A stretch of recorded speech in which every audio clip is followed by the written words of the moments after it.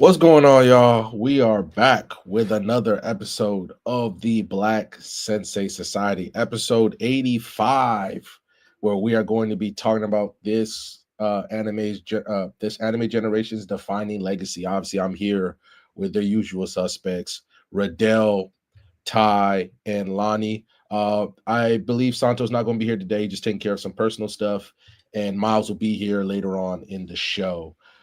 First things first, before we really dive into everything, we want to give a shout out to all of our YouTube members, our Shikai members, Kai, Isoke, Dan Young, Dale Chill, Shar, our Bankai members, Solo Boss, Leon Yagami, Antonio Alfred, Miles, shout out Miles, Nicholas Main, Yo Bosa, Queasy Plays, Trendy, Sauce, Jaden, Kent, Yu Yu Hakusho, at least according to him, is always top 10 or is it top 5? And also our Patreon supporters, Nick, Leon, Trendy, and Jaden.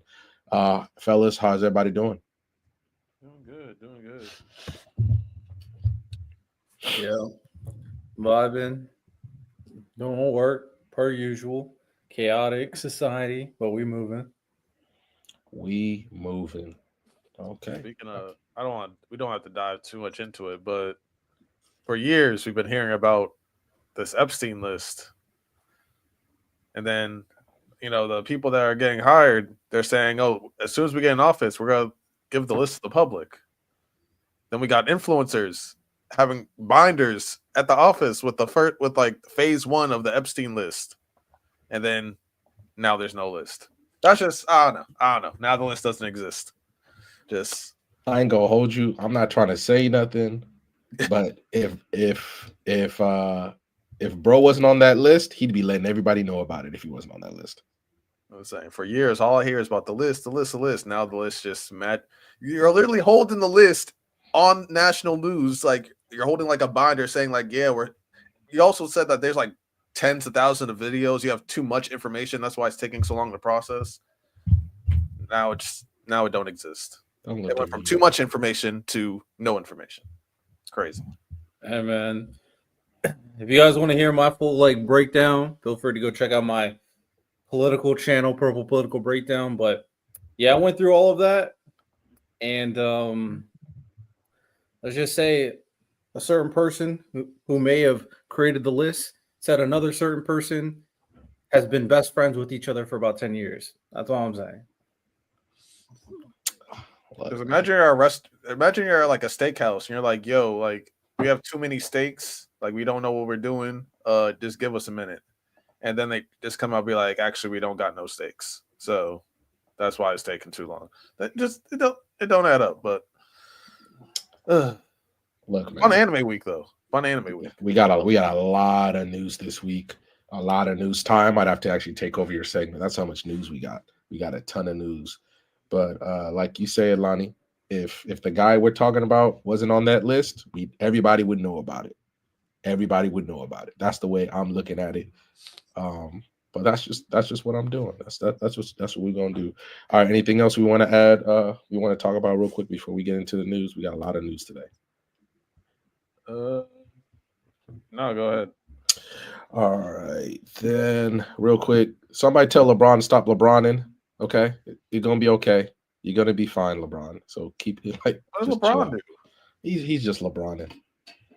He's LeBron. He's doing all the stuff, and it's even worse now because now the media is just talking about it like it's something. Like he's fine. He's not leaving LA. Well, I wouldn't say it's an impossibility. I'm not saying it's impossible, but is he really going to accept? For instance, is he really going to accept getting bought out and then going somewhere? I don't see him doing. Maybe that. He gets traded in the middle of the season. Who knows? Who's going to accept his contract? He's making $50 million. Maybe the Cavs. They don't have the space, and they're in the second apron, so they can't even get him anyway. They trade some people. You never know. I don't know. You never know. There has been no interest in LeBron because of the amount of money he's making, and because he may retire at any moment, like next year. So the risk reward is just not good enough. But I wouldn't say never. That's all I'm saying. I wouldn't say never when it comes down to LeBron. He does have all the leverage because he did buy in to his contract. But I think I've heard this point from Lowe, and I actually agree to it, that it's very clear that they're on the Luka timeline. And I do think you can win a chip with Luka, of course, but this team, even with LeBron and Luka, is not good enough. And they don't have any money to really make it good enough to I, the other teams.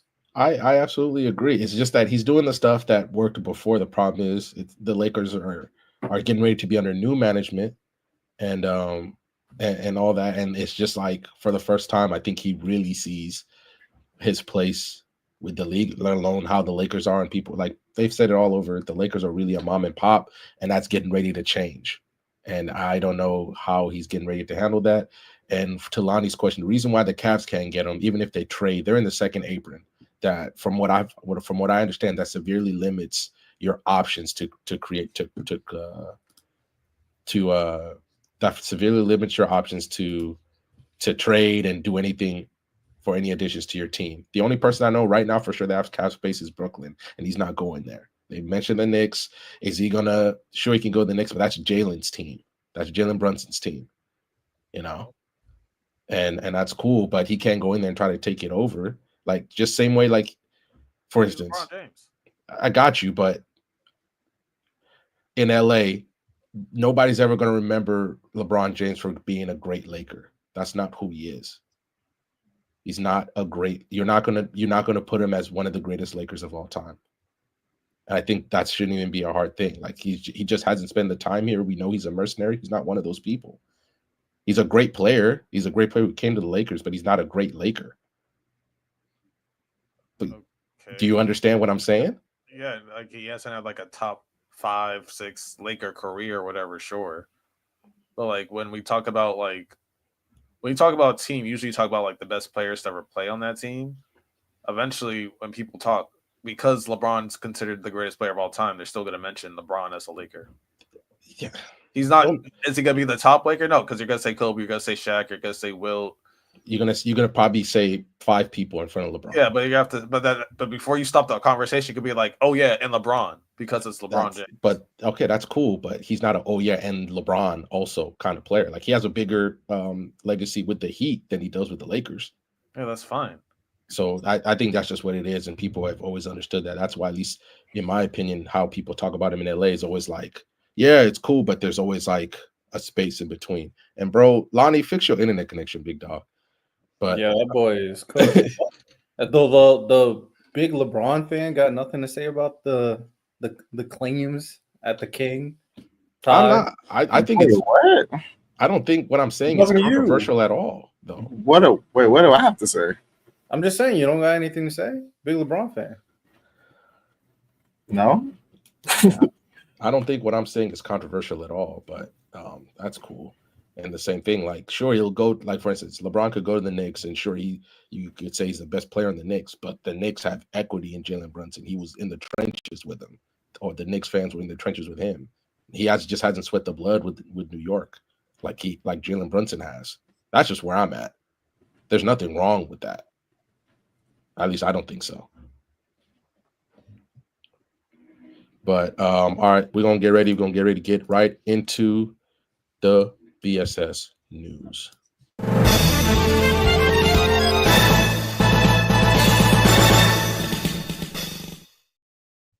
All right, because it's gonna be on me here. This Jesus Christ, how does this work? How does this work? So you put the person you want in the top corner, and then you change the background. Sorry. Freaking practice too. But all right, guys, we got a lot of news, a lot of anime news today. First things first, let's start with the Black Clover. The anime is coming back. It was supposed to come back next year, but it's already been kind of shadow delayed. But the Black Clover anime is coming back. Riddell did do a little mini short on it on the channel to talk about it.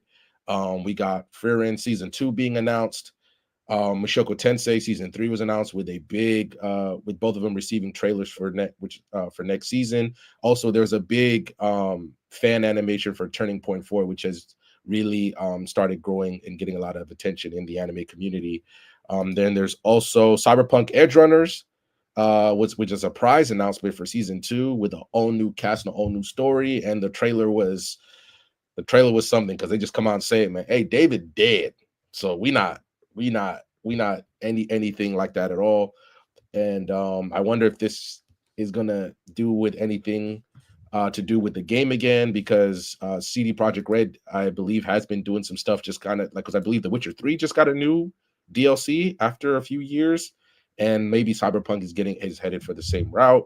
And a quote from the Polish kind of director of the anime, even though he's not directing the anime, says he just wants to basically have the audience feel more pain. So get ready for more pain in the future. Apothecary Diary season 3 was announced. That's not a surprise. Kaiju number 8 is ending on July 17th. Joining this month, we're gonna have Vinland Saga end and Kaiju number 8 end. My Hero Academia Vigilantes got a second season, which is coming out next year. Plus, Lonnie, this for us. Kaguya-sama Love is War is getting a TV special. So we got a lot of things like that. There's also more news, but these are just kind of the big pieces as we get ready for what is going to be another, maybe not as big as the anime season just passed, but this summer season is looking magnificent once again, really making up for the lackluster winter season that we had. Fellas, how do we feel about all the news we've at least I've just given you guys? No, it was Anime Expo, so a lot of things got revealed. A lot of trailers, a lot of announcements. One Punch Man isn't looking too good. I guess the rumors from like the big anime leaker, I forget his name, but he's hit on every big thing that he's talked about. He said that there's a lot of problems with the production behind the scenes with One Punch Man, and from what we've seen from the trailer, that look kind of sluggish. And more news, yeah, it's not looking great. Which to me is kind of crazy. They've had the years to get everything done right, but maybe One Punch Man is just going to be one of those that has a crap anime adaptation of it.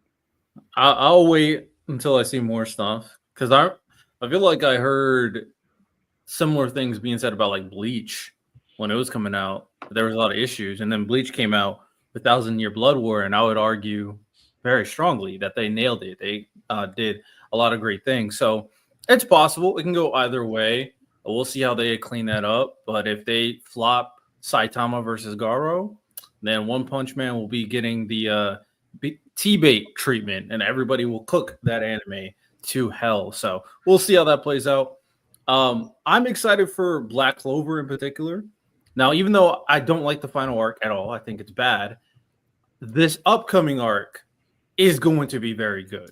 And we might be in for a treat because we saw what they did with Dante versus Yami and Asta, and they have a lot of really banger fights coming up for Black Clover that they're going to give the elite anime treatment because it's been years. I'm expecting the elite anime treatment. So a lot of good fights featuring Yuno is going to have some great fights. Asta is going to have some great fights. Noelle and Nozel are going to have some great fights. Mary Leona is going to have some great fights. So a lot of fan favorite characters will get their moment in this arc. Probably the only one. I'm gonna make sure you guys don't have high expectation. If you're a Fuegoleon fan, don't expect anything. I'll just make sure the Fuegoleon fans are not having their expectations too high. Other than that, it should be good. A lot of good twists and turns, and a real W moment that I'm not going to spoil for people for a character that nobody expects coming up. So it should be good. Oh, Riddell. So the Bleach rumor is by the same leaker, and like his quote was more of that it's hectic, that the making that Core 3 was hectic because Kubo was, of course, adding things that wasn't in the manga. But he also said it wasn't affecting production, but it was just hectic and stressful for the workers because they were doing something unprecedented. And then they also went on and said that they were struggling with him just doing things off the fly and like them having to adjust and stuff like that, but ended up getting done. And there were some other news because Netflix had a panel and they announced some animes, and they gave out some interesting stats. And anime apparently is officially mainstream. Over 50% of their accounts watch anime, and 90% of them prefer dub. And yeah, so that's around 300 million people. And Is that just in America or worldwide? worldwide, apparently also 50% of all Gen Z and millennials watch anime according to them. And anime's tripled over the last 5 years. 33 anime have appeared in their top 10 rankings, and it was streamed 1 billion times in 2024. Hey man, anime is the cool thing now. So Yeah, it really is. It's just weird that like when we were kids, like we were definitely in the minority, and now we're the majority, even though it's slightly because it's like 51% or 52%, something like that. But now we're kind of in the majority. It's kind of, I don't know. It's a so weird now feel. imagine all the school climates where we got those stereotypes from games like Bully, where the jocks run the school and they bully the nerds. Now imagine a bunch of anime weebs running the school, bullying people who don't watch anime. Man, I just don't go on. You don't watch JJK in school, and then they look at you weird. Like Yeah, everyone, like the class looks at you weird for not watching JJK or Attack on Titan. The world has turned upside down. Now, is this a good thing? I don't know. There's some weirdos in anime, so I don't know. We'll see. We'll see how this plays out. All right. Anything else? Anybody else got any other piece of news? If not, we're going Yeah, to move I have one on. more thing because it's gonna lead into my little game.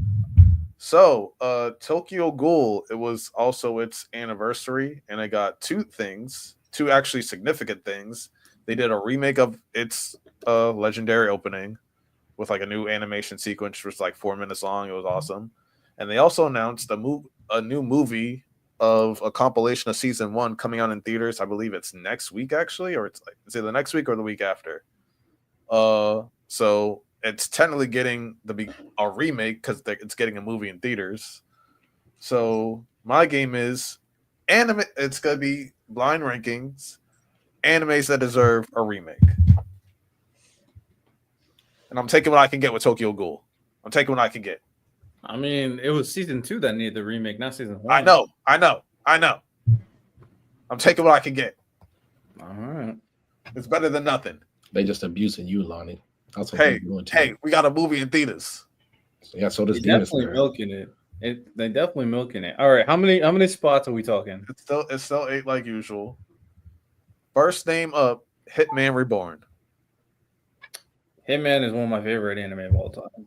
Very biased towards it. I think the anime is good though. I don't necessarily think it's like it needs a remake, but it does need to finish the last 2 arcs. So I'm fine with this being lower because I don't think the Hitman Reborn anime needs a remake. Random. You said how many spots again? Sorry, 8. 8. I'm gonna say like 4. So like 4, 4 or 3. 4 or 3. Like right in I'll the middle. probably go somewhere close to like 6. Because, like I said, I'm gonna repeat it. Maybe Random didn't hear me. I don't think Hitman Reborn needs a remake. I think its anime is still good if you watched it today. And I think Hitman Reborn, what it needs is a continuation of the next 2 arcs. So, You need a remake for that at this point, though. It's been so long. but okay, so if I had to choose between getting it remade or just continuing the next 2 arcs, I would pick the continuing 2 arcs. When every when time. did it stop? Like what? Like 10 years ago? Yeah, but the anime is good. It still holds up. Yeah, what I'm saying, like nowadays, the company would just like kind of restart it just to try to recruit more more fans and stuff like that. Oh, I mean, Blue Exorcist did like something similar, but like it was like what, after like 3-4 years or 6 years. but they didn't. So I feel like I have to really think about that. because Blue Exorcist didn't follow the canon completely. That's the problem with Blue Exorcist. So something like Blue Exorcist and Soul Eater, I can see why they would be need to be remade because they didn't follow the canon, whereas Hitman Reborn did. So that's not really an issue. Like if Magi came back out, I'd say we don't need a remake. Just continue the anime, and it's been years for that as well. So I'll stick with like I'll meet a middle ground and say 5 for Hitman. Well, I just don't want the anime space to get used to like don't be like what Hollywood did, where they were just remaking stuff just to remake stuff. So that's just where I'm worried about. If they just all of a sudden like remakes are the way to go, now we're just remaking things because some things do just need to just let them have their place because where they're like for instance, if they remade Full Metal Alchemist, I'm like, why are you doing that? You already technically kind of did it. But if they're just saying that to do it, I think that's a mistake. Aren't they remaking Ghost in the Shell like for a third time? Yeah, but nobody watches that shit, bro. It's getting a third remake.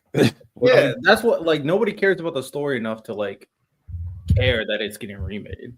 So if it's getting remade, that means like people still want it. Like because the original one was good, the second one was even better. Then they had that bullshit live action one with Scarlett Johansson.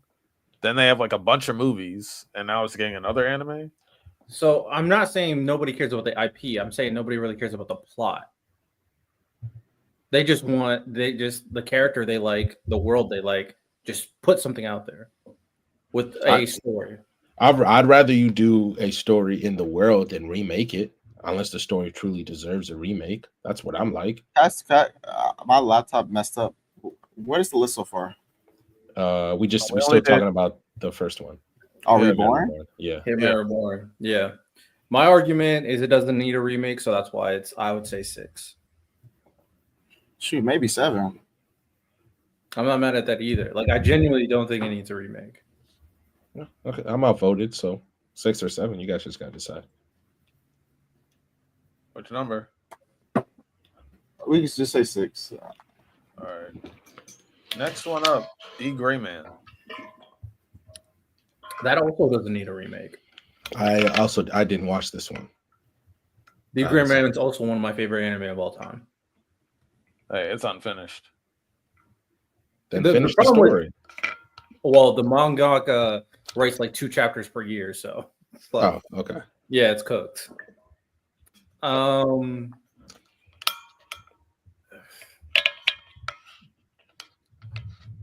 would say 7. Like it doesn't need a remake, and also it's never gonna finish. So I'm not too hot that idea. Yeah, 7. I don't care.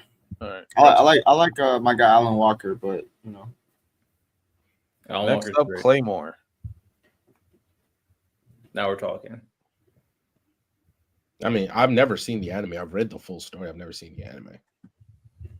The anime, it's missing like a good 3-4 arc. No, it's missing at least 4 arcs, and they just anime ended the ending. Were they making it before it was done? 4 episodes just didn't happen. Did they make it before it even finished, or? Yeah, I would imagine if they gave it an original ending, that's usually what happens. It's only like 1 season. Oh, yeah. I'm thinking like 3 or 4. Claymore's a good story. Claymore's a good story. Yeah, it's getting a live action remake. I don't know about live action. Leave that for the slice of life, or like, leave that for the slice of life, or like Baki. You don't think a good Claymore live action, like, because I'm thinking like something like similar to The Witcher, like for a TV show, because that could be heat. If you're gonna spend the money on the effects, then do it. But Japanese studios don't spend the money like that. These monsters are like detailed though. Mm-hmm. So I don't even know. I'll say 3. Claymore is really good. Mm-hmm. I say it's like a toned down Berserk. So that's the only problem. If you spend the money, I'm all in, Lonnie. But I've seen the Attack on Titan live action. That one needed the money, and they fucking took the piss on that. Like, I'm good. All right. Next one up, Promise Neverland. Yes. Or just start from season 1 again. Start from the end of season 1 again and go back in. Yeah, 2. You don't need to. Season 1 is great. You don't need to touch that at all. I agree. Next Just one fix up. everything after it. Next You one up. said Berserk. absolutely. That's number one. Other than the '90s one, which for its time it's good. It's never had a good adaptation at all, which is crazy with all the advancements that we have. The movies aren't bad. Yeah, but the movies leave out like you don't. For instance, the Golden Age movies leave out a lot of vital political intrigue of the Golden Age. I think it should be two. I think it should be two. I think I'm saying one. The only reason I'm saying two is Is because Promised Neverland 2? wait, we are Yeah, I'll put Promise Neverland at 2. dang. Promise Neverland should have been 3. Berserk should have been 2. Only reason I say is because I feel like there's a series just as good that should get a remake that anyone can watch. Only adults can watch Berserk or should watch Berserk. If you're a kid, do not watch Berserk. It's not for you. But I think if there's a huh? I said, what anime is that? Hey, I'm keeping it to myself, line. I don't know what you're doing over there, but I feel like a series that's a kid series because adults can watch that. I feel like that deserves the biggest remake because it's available to more people. That's the only reason I put Berserk at 2. I can see why he said that. Can you give us the list again, please? So you have Hitman Reborn at 6, you have D Gray Man at 7, you have Claymore at 3, and you have Promised Neverland at 2. I guess we say 1, but I'm going with 1. For everyone that he's talked about so far, at least in the top 3, like Claymore's not for kids. Promised Neverland isn't for kids.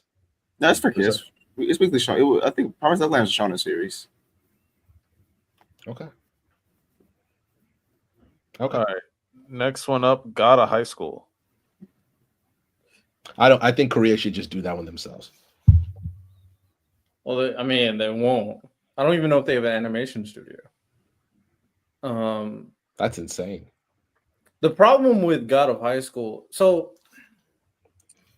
I don't necessarily think they need a remake. Now, did they skip a lot? Yes, they skipped a whole bunch of stuff in the first season.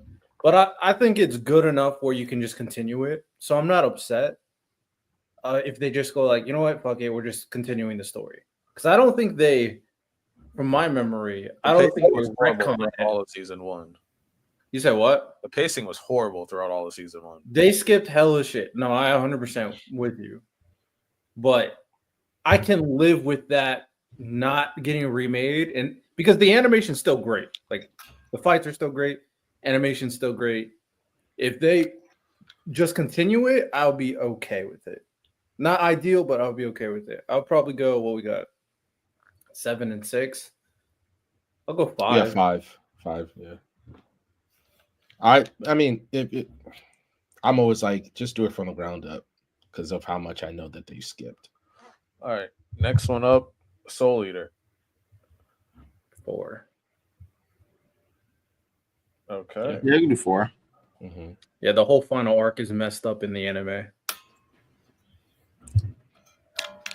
All right. So the top 8 animes, the blind ranking for the top animes that need a remake go. Number 8, Naruto. Number 7, The Gray Man. Number 6, Hitman Reborn. Number 5, God of High School. Number 4, Soul Eater. Number 3, Claymore. Number 2, Promised Neverland. And number 1, Berserk. Does Perfect list. Perfect. Real? Quick question. When were people saying that Naruto needs a remake? People are saying that because the fact that One Piece and Bleach got remakes are like, why not Naruto? Wait, Bleach got remade? I thought It's not remade. Well, not never remade, got like that. Core 4. Like Core 4 came back, and then like they're talking about doing a Bleach remake on Netflix, and then One Piece is getting the remake. okay, hold on. Is Netflix making the Bleach remake? No, Or like they- they're saying the One Piece remake is gonna be on Netflix. And Yeah, they're- that's cool. I mean, look, from what I've heard about the big 3, Bleach has the worst anime of the 3. So Yeah. One Piece is so big that, and I'm going through the old One Piece, I don't see the main problems that a lot of people say about old One Piece. Other than I just know while I like Luffy, he's gonna annoy me a lot. Just who he is as a character. But if One Piece never got remade, I think I'd be fine with it. Just skip the Yeah. filler. Oh, no, One Piece. I think they actually like said the count of the episodes for like the remake in terms of the arcs. Yeah. I saw the clip of them talking about all the things that they're skipping. They're skipping so much stuff. And I'm like, I'm okay with it. Most people are not going to watch 1,000+ episodes. That's just the reality. So if you could scale up all that fluff, I'm fine with it. Just if they get the general idea, fine. And if they really want to know the lore, the deep dive, they can read the manga. So I'm okay with One Piece doing it. I think Bleach anime is good. Bleach never needed a remake, but I think Bleach realizes this, and I think Naruto realizes this too. People are forgetting how good the big three is. So I'm okay with all three of them getting remakes and just skipping the filler and skipping the, that dead time in anime we see all the time. I'm cool with it. I'm fine with it. I mean, yeah, you guys know more than me. I enjoyed my time with Naruto. I just skipped the filler a lot. That was just the big thing that I did. Yeah, it doesn't need a remake, but if they do it, I'm cool with it. Okay. All right. Anything else, Lonnie? No, I'll find the list of the episodes and arcs in a little bit. Okay. All right. So we're gonna move on to the agenda hour. I got a lot of pop culture stuff too for the agenda hour. I just want to ask you guys, but let's do this.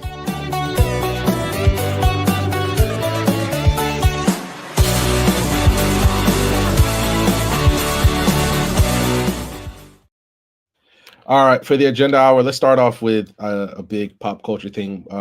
We were in the VC yesterday talking about it a little bit, but Drake starting the rollout or the promotion for his Iceman album. I previewed a few songs on his live stream.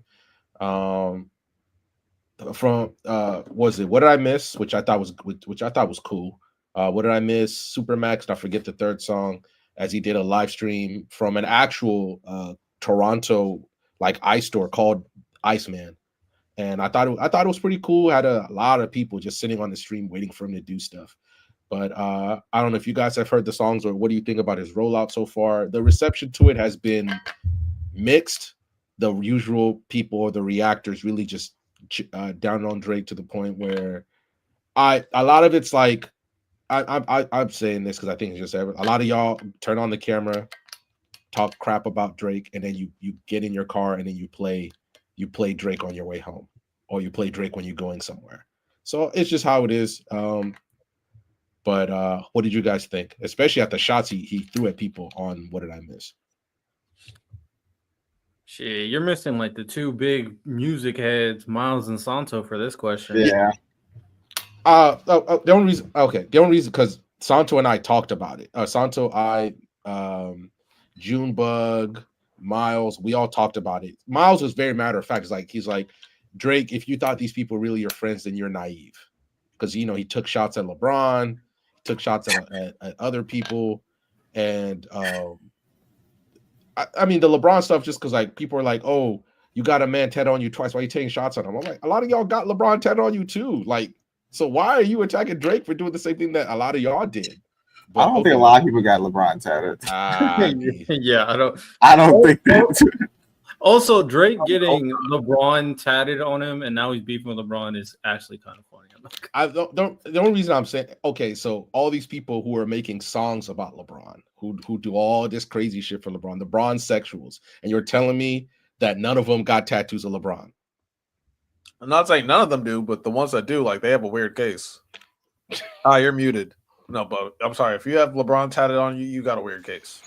Yeah, I just don't. Obviously, I don't think that LeBron tattoos are as common as we think. But I co-sign that 100%.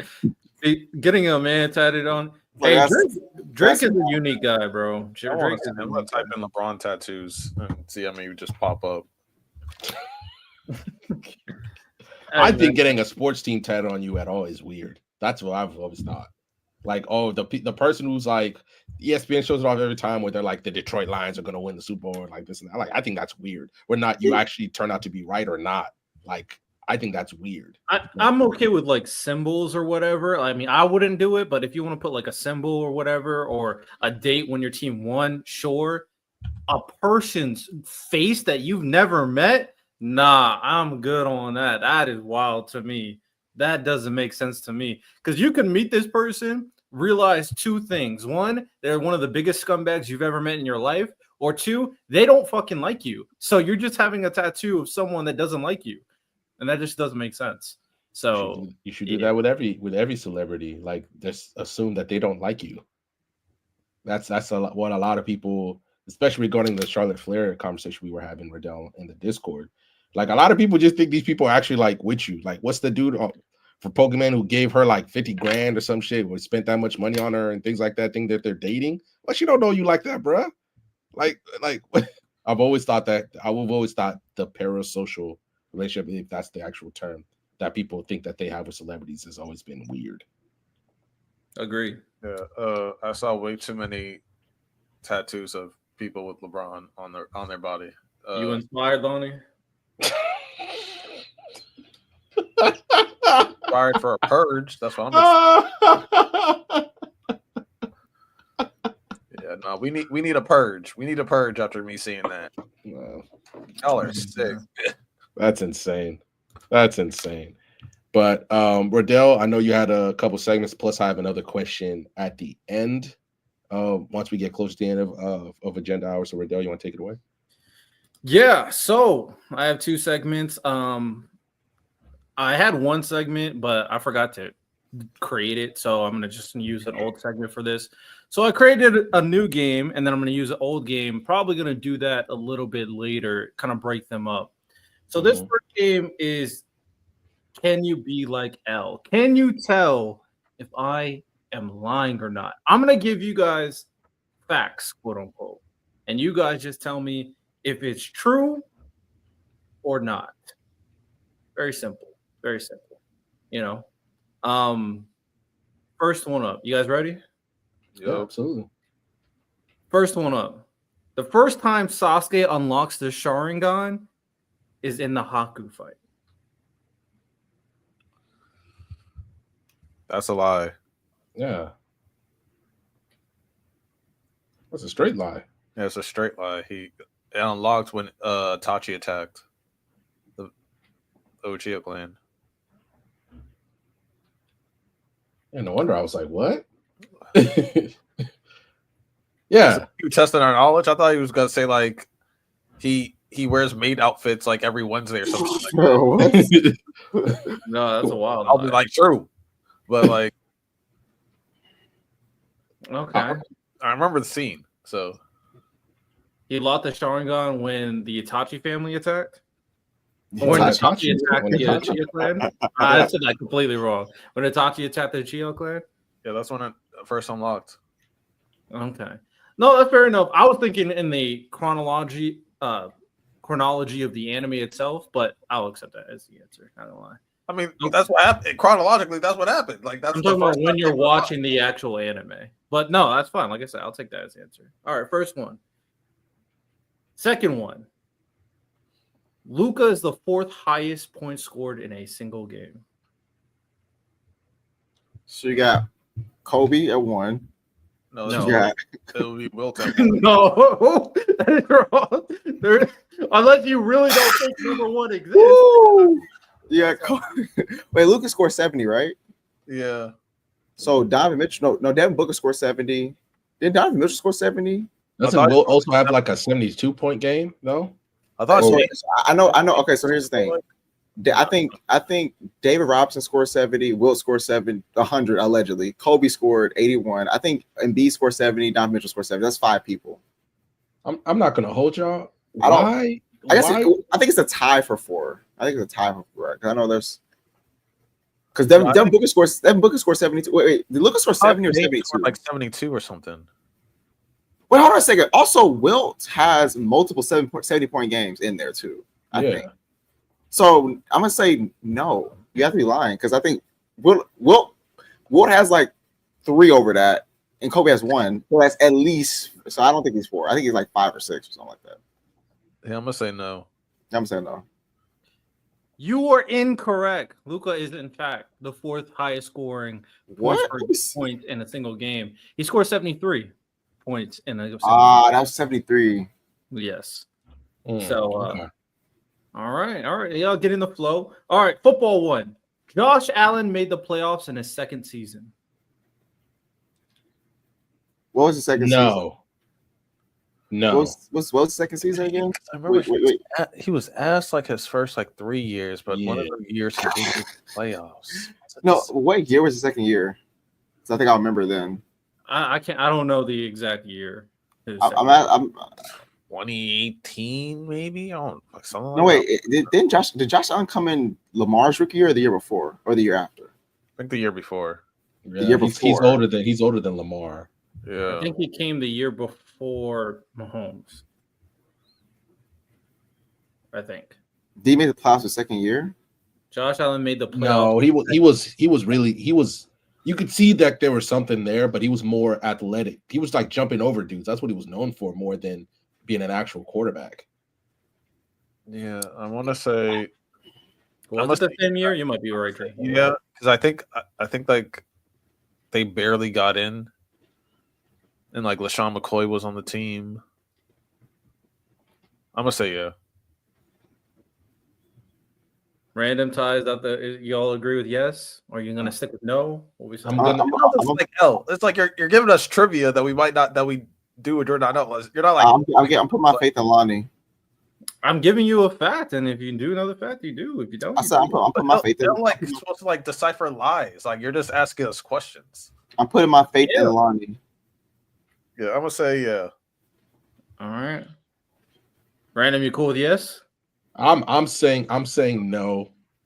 I wasn't until maybe his 3rd year because he was bad. Like he was not a quarterback those first 2 years. He was not obviously he was nowhere near the guy he is today those first 2 years. All right. Lonnie is correct. He made the playoffs. Me too. Oh, Lonnie and Ty is correct. Yeah, there we go. He made the playoffs his 2nd season. He went 10-6. So he made it pretty comfortably. Wow. Okay. Never mind. All right. Next one up. I'll do a few more. Luffy has never beaten anyone with Gum Pistol. Someone important, not just random Marine. Well, who's important then? Like a named character. So like, hold on a second. Did he beat the girl in the girl in the Alvita in chapter 2 with Gum Pistol? She's the named character. That's what I'm asking. Like, who do you mean by important? Because she has a name. Because I say she is important because she also comes back later on too. No, but no, because you said named character. I'm asking, is it just you just need a name, or do you have to be like a final boss? No, just a named character.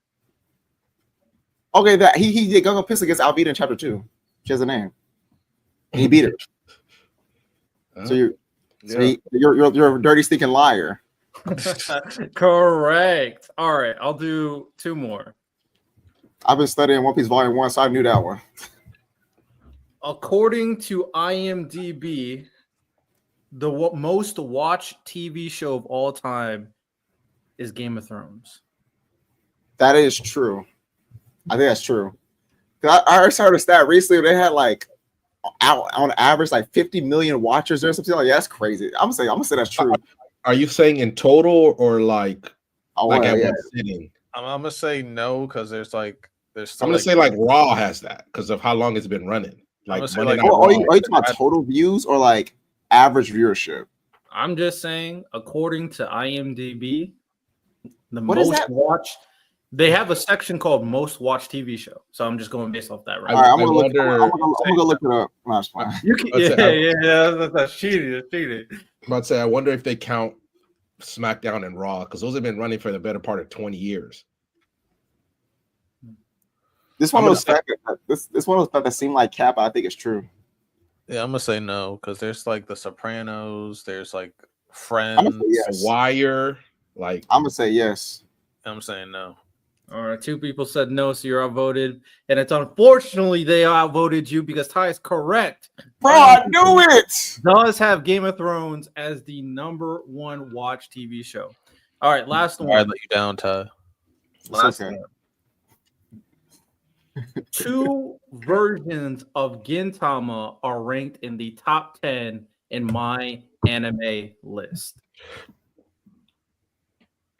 You said 2 versions? 2 versions. Always about like the movies and shit, bro. Don't they And I do think- about like season? Each season's a different thing. And I'm an expert. I think this nigga did this to spite me, so he's fucking right. I think he's right, bro. Like I think Gintama the final is ranked really high, and for some reason Gintama's bum ass is ranked high. Srirachi, my fault. Real feelings getting coming out. Srirachi, I apologize. I think he's right, unfortunately. Actually, fortunately, because that's Srirachi. Successful mangaka. We respect that. Going with Ty then. All right, Random, you cool with it? Yeah, I'm rolling with Ty. So you are incorrect because Let's go! 4 versions of Gintama are ranked in the top 10 in my anime. That would list. still mean that 2 are as well. You didn't say only 2. Yeah, you didn't say You didn't say only 2. Riddell, I'm you're not playing caught, semantic dog. reviews. You know what I that's meant. not- you didn't say only. You said know what I meant, bro. no. You said 2 versions of I'm Gintama. not playing. I'm All not. right, playing we the got it game. right. We got it right. We got it Are right. there, is there more than one? I'm not Is there more playing than the one game. in the top 10? Joe, Yes, you said Ty, 2. we are right. I'm We are not right. doing it. I'm not doing it. Anyhow, you were incorrect. So We were right. Yeah, we were right, Ty. Good job. Literally, we were right. Objectively, we were right. all right. Well, with that said, that is that game. I'm gonna have another game later on. It'll be peak or mid again, character edition, but we'll go over that later. Okay. All right. So we're gonna move on to the main topic, unless somebody wants to do a Let's Get Negative, or if y'all want to talk about the One Piece spoilers, and I'll lay out for a bit if y'all want to talk about that. Because the VC was popping early this week with with Lonnie, Ty, and Miles talking about it. So If y'all want to talk about the One Piece, because this is the one where y'all said you cannot listen to this, so I'm gonna lay out and y'all just let me know when y'all done. Yes or what I no? do. It's up to y'all. I don't mind either way. I mean, we're doing a reaction to it later, right? Okay, we can do it later. Okay. All right then. I'm just gonna complain a little bit about the LA airport. It's the worst airport of all time. I don't care what anybody says, and I love this city. I live here. It's the worst. It's the absolute worst. And getting cussed out when we're trapped in a traffic jam because I won't move up a few feet by an old Arab dude because he's cussing me out. I'm like, bro, you moved up 3 feet. We stay in the same spot. I hate that airport. If y'all ever come to California and y'all want me to pick you up, go to Burbank. Go to Burbank. It's just better. But let me stop complaining. We're going to move on to the main topic where we're going to be talking about this anime generation. It's defining legacy and how we will look back on it years from now.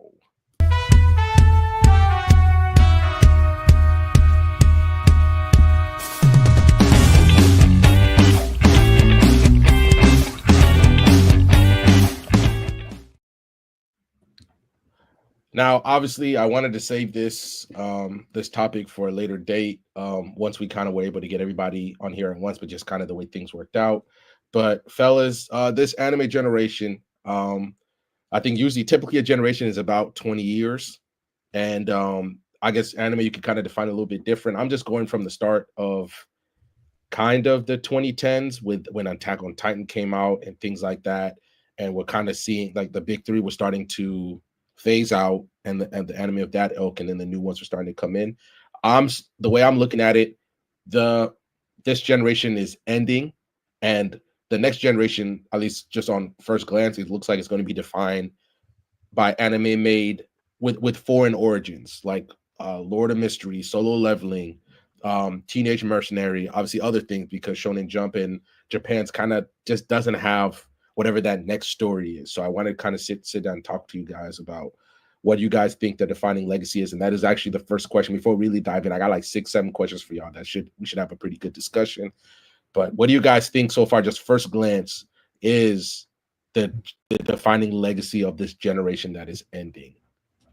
Well, I think when you include like JJK and like Chainsaw Man and Don to Don, this is objectively, because we talked about earlier today, this is the anime that is making anime mainstream, because this is where we're at right now. Like Don Don's become like super mainstream. Solo Leveling, we see like grandparents watching Solo Leveling. JJK, everyone's reacting to that. Like with how big social media has gotten, combined with how popular and well received these anime have gone viral, this is the era of mainstream media.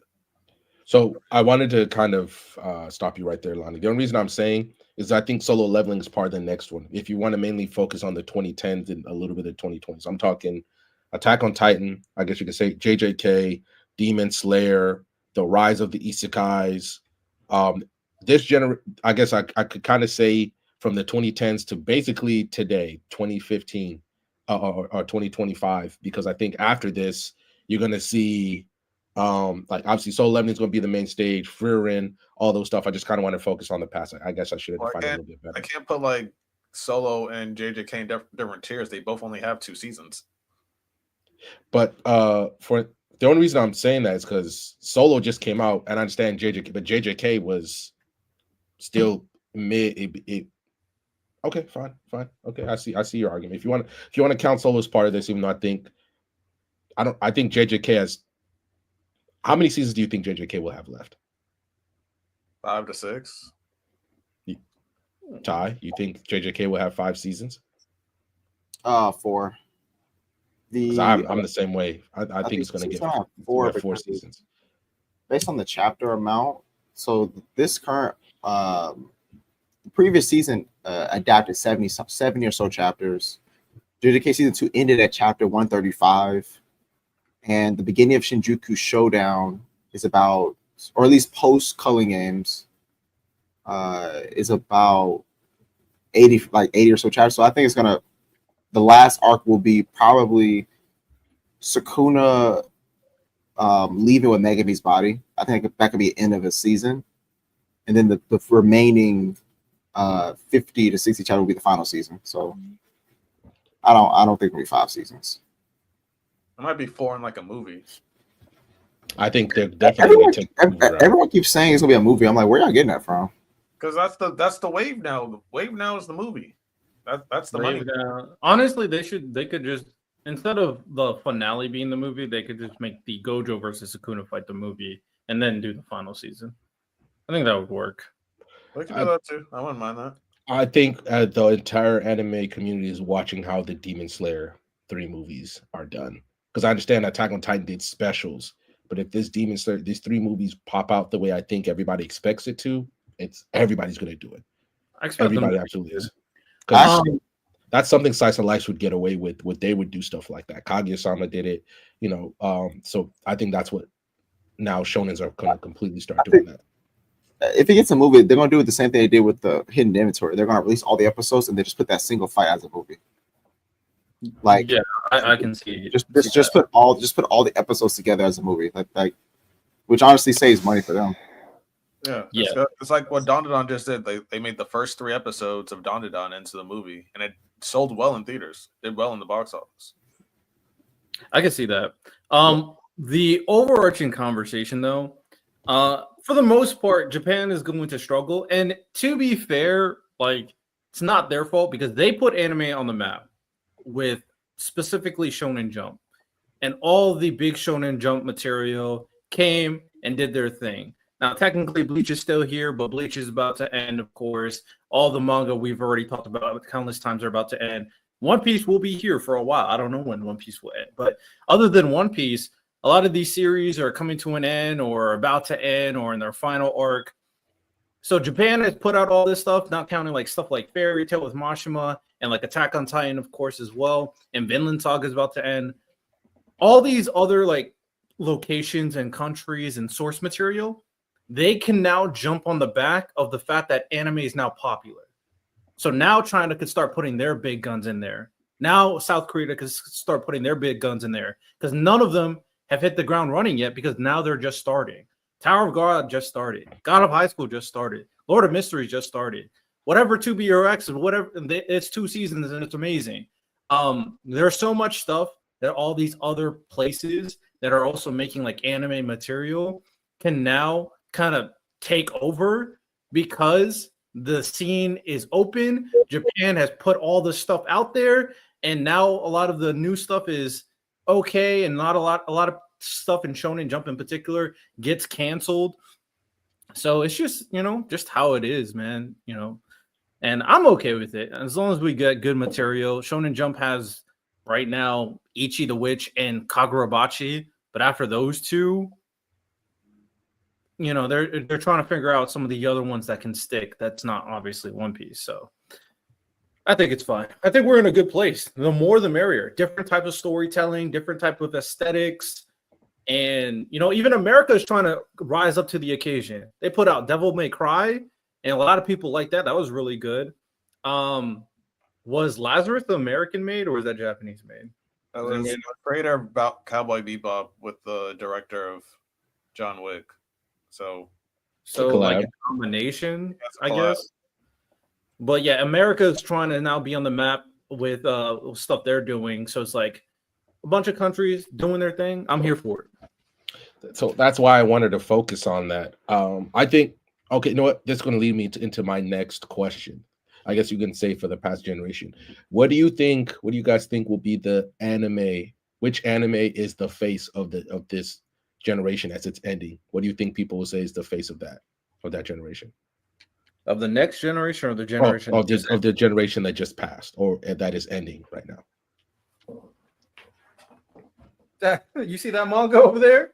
The face is right there. Attack on Titan. No other question need to be asked. Attack on Titan is the face. Now One Piece is still ongoing, or else I would say One Piece. See, well, I that's another one of my questions. I guess we'll talk about that later. What do you guys think? In terms of like this whole mainstream media wave, Attack on Titan was the start of it. But because it's the start, I don't know if it'll be like the face of like when we talk about mainstream media, like what changed it. Because I also wouldn't really attribute that to, when I say the starts, I would say Attack on Titan and Demon Slayer were like two of the big ones that started like this whole wave. But like then JJK, Chainsaw, Don to Don, like they're as TikTok, like the TikTok is like kind of like the big difference maker. Like while they're ending, like TikTok started. And like Don to Don, JJK, like they started popping on TikTok, which made them more accessible to the casuals and stuff like that. So because of that, I won't say Attack on Titan. I would say maybe JJK. Wait, what? We're talking about popular. I don't know, because I just don't think like the way Attack on Titan, especially because it was also the way it was handled was weird. It was like choppy, like the consistency wasn't there. So yeah, I don't know. Wait, y'all don't? You think the point is like you don't think the casual fan watches AOT? The casual fan today might not watch AOT, or like I why said. Why do you think that? Because like it ended like a few years ago. I'm saying like if we're talking about today, like but we're defining the last generation though. So, but even if you talk today, why even if you go today, why aren't casual fans who are getting anime watching AOT? Like, why are they not?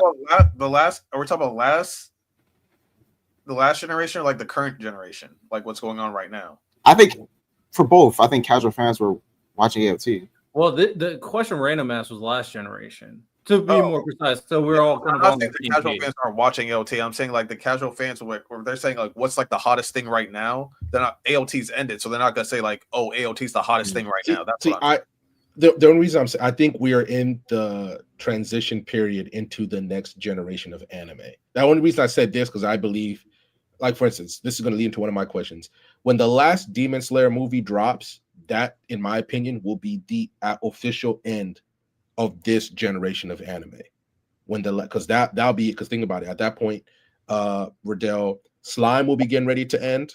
Obviously, if in terms of some of the big East guys, Slime will be getting ready to end. I think JJK will be done. What do you call it? Even something. like some of the big ones will be getting ready to be finished when the last Demon Slayer movie drops to finish off the story, because they're dropping them in the 2-year increments or something like that, right? That's why I'm saying that. That's why I'm still saying we're in this generation. Like for instance, just look at the NBA. The NBA is changing. Like we're watching LeBron, KD, and Steph are there, but there's clearly a changing of the guard now, right? Even though they're still there. So Yeah, I that's understand what basically, you're saying. I agree. yeah. So that's so maybe Lonnie, I just if that's probably where you're confused. There's a clear changing of the guard in anime, and even at that point, Solo 11 will probably be in the middle, or maybe it'll get more arcs. So now they're probably talking about Ragnarok getting an anime adaptation or more things with the next generation. That's why I'm saying the next generation is probably going to be. You're gonna say like he's like freaking, I don't know, Cade Cunningham. Like he's in this current generation, but he's gonna be defined. He's going to be defined the next one. That's why I'm saying that. And I have my choice, but Ty, do you want to say what you think what anime will be the face of this generation as when people look back on it? Face.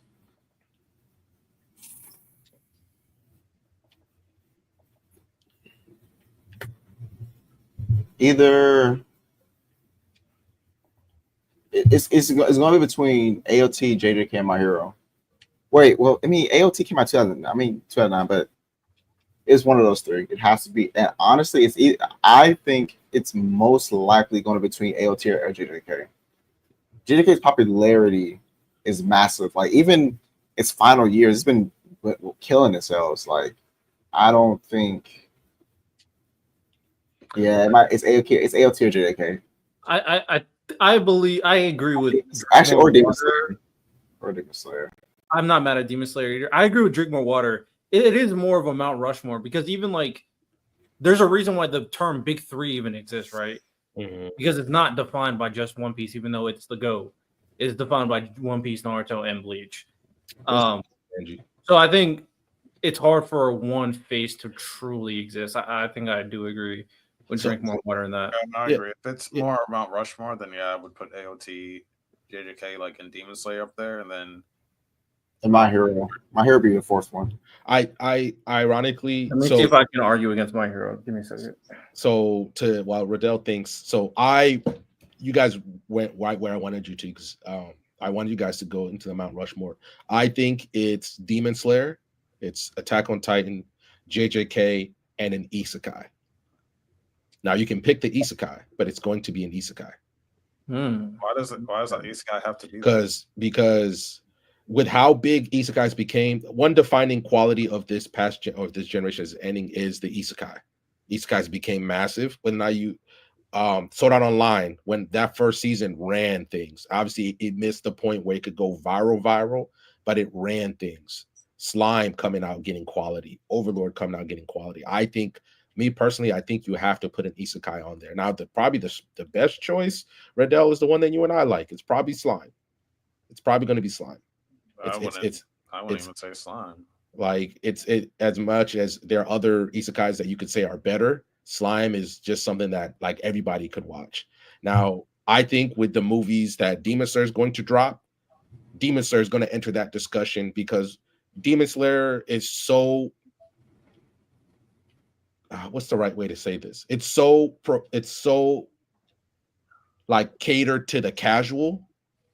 It's so catered to the casual that a lot of people are like, we already deal with that now, where people put Demon Slayer in conversation doesn't belong in. Well, if that's the case, then I'm not going to put an isekai up on a Mount Rushmore just because for the sake of an isekai, because I would definitely argue that Spy Family is bigger than any isekai out right now. Wait, how far back are we going for this generation? I'm the way I did it, the way I defined it was 2010 to 2025. Oh, then it's sort of online then, if you're doing isekai. It probably would have to be SAO. I think after thinking about it, I'm probably would just stick with My Hero Academia. I'm not gonna lie. I was like, if you do pick an isekai, it has to be Sword Art Online. I got no problem with that, and the only reason I'm saying because of impact, obviously. Spy Family's great. Spy Family was not like SAO when it came out. Like Spy Family was not like that, and I'm a Spy Family defender. Yeah. Like I don't know if I consider SAO part of the same generation as like a JJK and Demon Slayer. I don't know if I do that, But yeah, but just putting an isekai just because it's an isekai doesn't make sense to me. I get what I would put Freerun before Slime. If we're talking Freerun is not this generation though. Freerun is going to be next generation. But all right, random. I get what you mean though, but like at the same time, I don't think that we need to put an isekai because I think isekai the slice of life needs to be on the Mount Rushmore. Yeah, basically, I think Lonnie's on the same wavelength I am. I think isekais will still be going on. So no, I don't think this generation is going to be any, especially when you consider. So maybe you're differentiating. I don't know if you need to, but like a lot of the new like manhwa are also isekais technically. So, but I understand that, but those are manhwas. They're not traditional isekai. So I guess you can say the only reason I'm saying that is because sure there are isekais before and there are isekais after, but from like 2010. But is there really a difference between like the beginning after the end and a normal isekai? In terms of its structure? No. Okay. For instance, the beginning after the end is better than Slime. I'm not talking about the quality. No. But this is what I'm trying to say in terms of how it attacks characters. Like there are times where Slime will just be like for instance, when after the Crusade in season 2, Rimuru finally has an introspection about himself. Like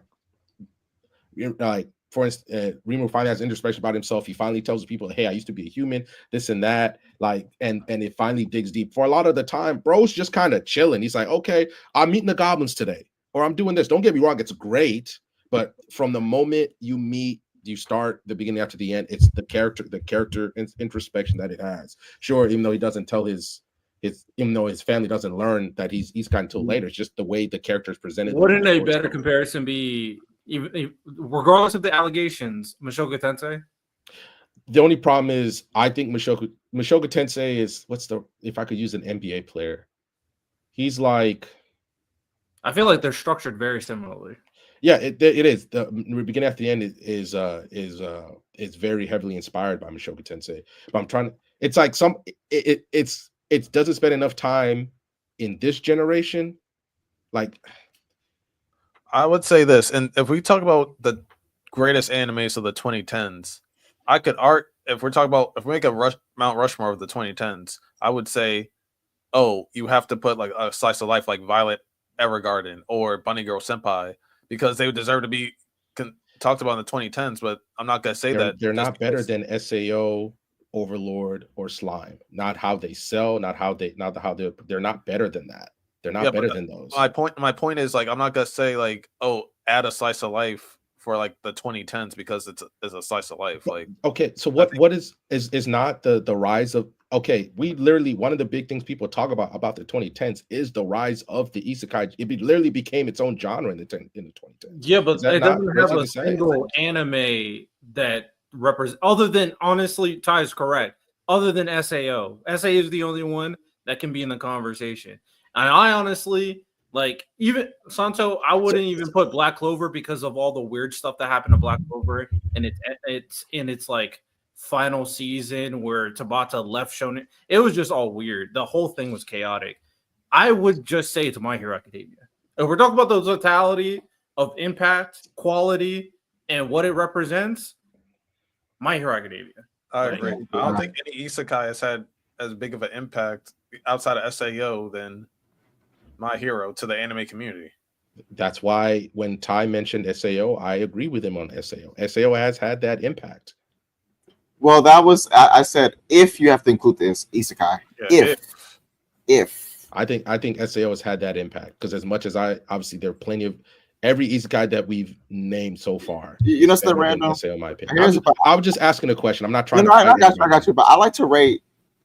I like to do usually I like rate series. I kind of rate how do like athletes or basketball players. I take what you accomplished and how good you were actually. For example, like Bill Russell has the accomplishments, but his game is nasty. You feel me? Like I need a good, healthy blend of both. XCO got the accomplishments, but his game is nasty. My Hero has a better combination of both success and quality. You see what I'm saying? Like I need both, bro. That was a good analogy. No, he's correct. He's correct about that one. Okay, so my next one, since we're talking about the next question. Drink more water. At the very least, for me, I would not put Hunter x Hunter in this recent generation. Did you come out in 1999? Yeah, and then the original anime, and then it needed to be remade. So it's like, I mean, that's like saying Berserk's the generation because that's exactly. I was just about to say that. So yeah. So my next one is, this is actually kind of like so you're sitting, it's 15 years from now. Some of y'all got kids, and they ask you about this generation. What do you think the future generations, or when they're not there having a conversation, will look back on this generation and say? Gojo got hoed. That's what they're gonna say. No, he did. You niggas are. You know what? Never mind. Yes, he did. Y'all niggas, y'all hate to look at the words on the page, bro. Y'all hate it, bro. It piss y'all off. Got hoed. Hey, I We also know listen to what the author says, Ty, in interviews. Also listen to what the author says, Ty. What did the author say? You didn't hear what he said like a few weeks ago? What KK said? No, I want you to repeat it to me verbatim because I know what he said. No, because I like how y'all take what someone says and twist it to your own interpretation of what you think it should be. He didn't get hold, bro. Because he said that, if Gojo was aware, he might have been able to dodge it, but in no scenario would he have ever been aware. So that's pointless. It's a pointless point. Hey. He got hold. He had no idea that we're saying that Gojo, if Gojo knew about an attack that he never would have known about, maybe he would have avoided it. I guess. Like, sure, maybe that would apply to any character that's ever been hit with an attack they didn't see coming. If they saw it coming, would they have done something about it? Sure, but he didn't. So it's like that's not getting hold. Gege was jealous of his own character. That's crazy. The way y'all do Gege Akutami is so strange to me. I know you're a troller, but niggas be like, y'all thinking people think he actually hates Gojo, like as if he's like that's actually concerning. Hate him. But I would say that this is the era that put anime on. It was a turning point for the anime community. It became extremely mainstream to the point where even like major institutions or leagues, like for example, every time they're promoting a big sports event, they use anime promotion. Yeah, the recent one with the Dodgers and One Piece. Yeah, like it's always. I was trying to. They're selling a One Piece themed Dodger jersey, and I'm trying to see if I can cop one. Hey, you know what's crazy, Ty? I remember one of your friends came up here saying that comics is way bigger than anime. But when I see all these sports teams, they do anime collabs. I don't. Hey, Superman's out right now. I don't see no team doing a Superman collab or none of that. You know they'll do one. They'll do one. Anime's not as big. Anime's not as big. But whatever. This Superman's not the character you should be criticizing. That's all I'm saying. I'm saying Superman's coming out in theaters next week. I don't see no team doing no Superman collab. I don't see Superman is too. If you said even like the Flash, Superman is. If there's one character in American media, it's Superman. The fact that, for instance, where's the collabs at, Random? Where's the collabs at? I don't know. Okay, I don't see them. Okay, my bad. He literally did a collab recently with like the Wild. Okay, just because it's not a sports team, but he does collabs all the time. It's Superman. It's Superman. W agenda. I like what Ty said. So I would have to combine if there was two statements. I would say this generation made anime cool. That's one of the statements I would say.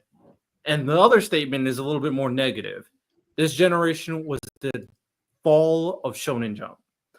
I think you've been pushing that agenda for years. I know I did. I've been pushing we done with Shonen Jump for a long time, but it's just true. It is the fall of Shonen Jump. So, it's gonna be crazy. And when 3 years, like 6 out of the top 10 anime of the year are all not from Shonen Jump. It's not the fall of Shonen Jump. I don't know what this nigga's going on about. It's such a big institution. You're talking. It's like it's gonna be the rise. It might not be the fall of Shonen Jump, Ty, but it will be the rise of webtoons. Good luck with that.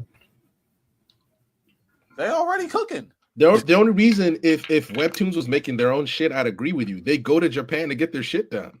Well, I'm not talking about webtoon projects. There's still webtoon projects. Yeah. Okay, I got you. The webtoon projects made by Japan. That's why they got Japan. It's a Shonen Jump. I'm talking about Shonen Jump in particular. I'm talking about Shonen Jump. Like, And I'm not gonna lie, that backpack One Piece has right now is gonna.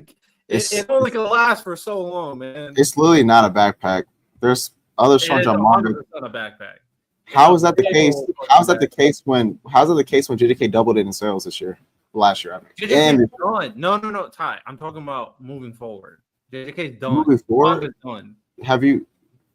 The manga's done. My Hero's manga's done. Kaiju's about to finish. Sakamoto Days is about to finish. I'm talking about moving forward. Wait. But you said this era, not this year. No. Era. Yeah, so I'm like that's a talking good about the question, fall. Sancho. Like I'm gonna save the that. fall is beginning because of all these series are done. So you said, so the fall begins. The era started in 2010. The fall starts now. Yes, the fall begins. Okay, so yes. So that's something the next era, not this era. So the beginning of the fall starts Is now. it at the end of the era? The beginning of the fall. All right. It's not the. It's definitely not going to fall because new series are always going to come. For example, before One Piece came around after Dragon Ball, there was a void, and then One Piece filled it. Like that but now I feel like it's going to happen. It's going to happen every generation. So Ty, it'll still be relevant. So I don't think it'll be irrelevant. Here's like my stance on it, where like I kind of agree with you, but like at the same time, it's hindsight. So we know that in terms of manga, JJK's done, My Hero's done. Right now, like One Piece is still gonna be going for a while. Kagurabachi, they'll have Kagurabachi, they'll have Ichi the Witch. But in terms of current big stories, they're like, I feel like we just got done with a golden age. I'm not saying it's gonna be like a drought, but I think it's not gonna be like the next like 3-4 years might not be as high as it was previously. And now with the incoming of the manhwa wave, when everything like, because it's gonna be a good 3-4 years for JJK to get done and stuff like that, Shonen Jump's gonna have to find a few more gems to be like on the same pace as webtoons. Because Omniscient Reader, I don't know if you've read it, that's one of my favorite stories ever. That's gonna be heat. Lord of Mysteries already coming out with bangers, and they already said it's gonna have 5 seasons. World After the Fall, God, Tower of God, like then they just announced Teenage Mercenary, The Boxer. Like they're coming out with a lot of stuff that's coming out that already has big followings, and we're hoping that Shonen Jump finds extra gems that doesn't even have a fan base yet. So like, do I think like Shonen Jump's gonna find another 2-3 good animes? Their track record says yes, but at the same time we don't see it yet. But like who doesn't see it yet? Huh? Wait, who doesn't see what yet? These future mangas haven't come out yet. We don't know how good these future mangas are going to be. That's what I'm saying. Like after Kagurabachi, Ichi the Witch, and One Piece. So is your point that like series like Ichi the Witch, Sakamoto Days, Blue Box, Kagurabachi, once they eventually end, we don't know what's coming in the future? Yeah, I think that's unfair. That's unfair. Oh, Ichi the Witch is still gonna be going on. Like Ichi the Witch is like in this beginning stage. Kagurabachi is still Blue Box, right? I'm listening to top manga. Mm-hmm. Some of the top manga that's already out right now. So Ichi the Witch in the beginning stage, Kagurabachi beginning stage, and I think Blue Box, I don't know where it's at really, but I don't think none of those mangas right now have the same amount of viewership or fan base as some of these manhwas that are out that are getting anime soon. Says who? The view count? What is the view count? I'm asking you. I don't know what the website. What is the view? Well, I say also. Wait, are you talking about series that have been going on for years? Yeah. So that's why I brought. Thank you, Joaquin. I was gonna bring them up. Sure, I could. The boxing of series. Those series are old, like super old. I know. That's my point. Some of them are finally getting anime. So these stories that have been out for a while that are finally getting animes are coming out in the next few years. Right. While a lot of Shonen Jump's big projects are ending in a few years.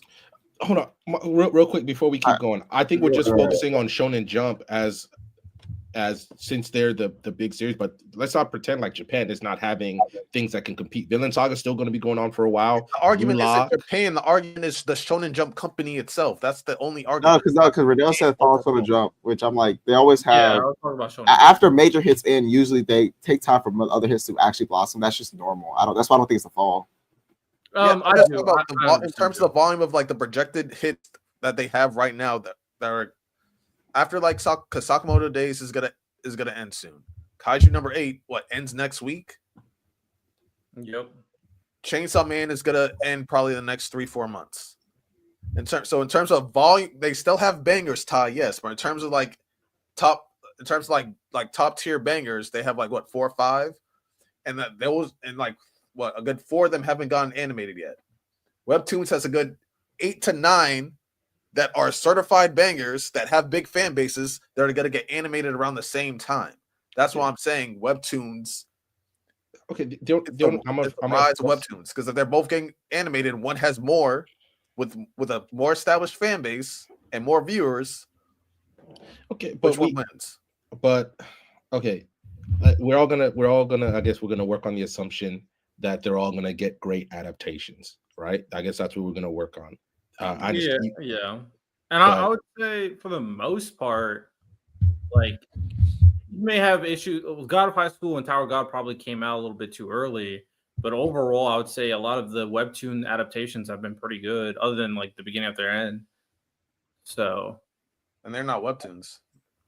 All right. Yeah. So real quick, let's take a little sidestep. Santo, shout out to Santo, man. Good to see you back. Staying safe out there with your family. He asked a question: do you guys think the fall of superhero movies opened the door for anime to become mainstream? I'll answer this question real quick. Anime was always going to be mainstream. Yeah, it was always going to be. Now the fall is I guess is interesting, but I think what James Gunn is doing, from all early reviews, Superman is great.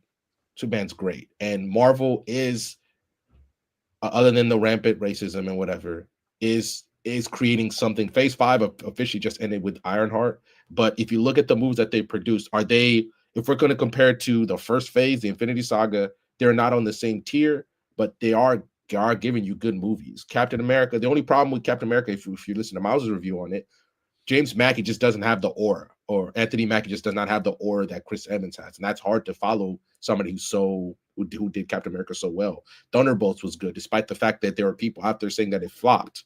Shang-Chi was a good movie. There are things like that. I think it's a dip. I think it's a dip because Marvel just tried to do too much after the Infinity Saga ended. But with everything DC's doing, maybe there could be another rise. But to answer your question, anime was always going to be mainstream. And like our man said it, the fall of the MCU does not mean the fall of superheroes. Look at Invincible, The Boys. I also don't think MCU has fallen. They just took a little dip. I think what Santo you brought up actually reinforces my very, very initial claim that Japan opened up the door and used up so many materials that is now allowing some of these other countries and types of mediums of anime to exist and flourish off the backs of what Japan made popular. I think the same principle applies to the MCU. MCU, in combination with other factors, but I would probably say mostly MCU for this current generation, also made nerd culture popular. Like comic books, anime, they have basically the same type of fans. So they made nerd culture popular, and that helped enforce anime even more. So if anything, superhero movies boosted anime fans and boosted that type of culture. And then obviously once the MCU started dipping, and once they've been kind of running and doing a bunch of stuff, haven't been putting out much animated shows anymore, much animated movies. Their TV shows hasn't been as good. Anime has all this stuff, and they're able to fill that gap. And I think the same thing is probably going to happen when it comes to Japan with these other countries, because a lot of their material is going to start disappearing because they've been running out. They ended, so it is what it is. It's just a cycle. Oh, speaking of the MCU dip, because we talked about it last week about Ironheart, they released the last 3 episodes. So I watched it all, and objectively, that shit's mid. That shit's mid as hell. It's not terrible. It wasn't trash.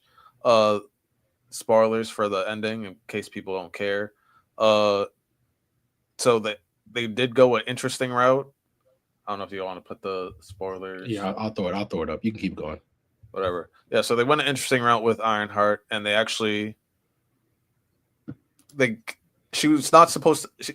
The story is that she's not supposed to be a hero, which is fine in the long run because she starts off, she gets kicked out of MIT, and then she starts working for thieves. A lot of the only issues I really had with the story were like, actually, I have a lot of issues with the story. The tone was terrible. If they made the tone a lot more serious, like a lot more like how Daredevil is, or like how Jessica Jones was, if it was all to be a lot more dark, I think the story could have gone a lot better.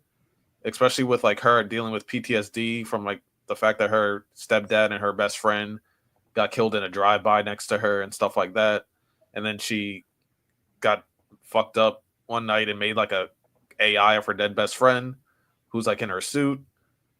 And long story short, she's a selfish asshole. She's selfish. She's very self-centered. She joins this crew of thieves, and they're like, "Hey, we're like a family. We do things together, and we get this money." She didn't like that the leader had this mysterious power. He wasn't doing anything dangerous. He was just like, she just didn't understand like where his power came from, so she had to investigate. She crossed boundaries. His cousin, who's like second in command, is like, "Hey, we're supposed to trust each other. Stop fucking with his shit. Leave his stuff alone." They go on a mission. She tries to secretly take a part of his cloak, his little magical cloak. Runs into the cousin.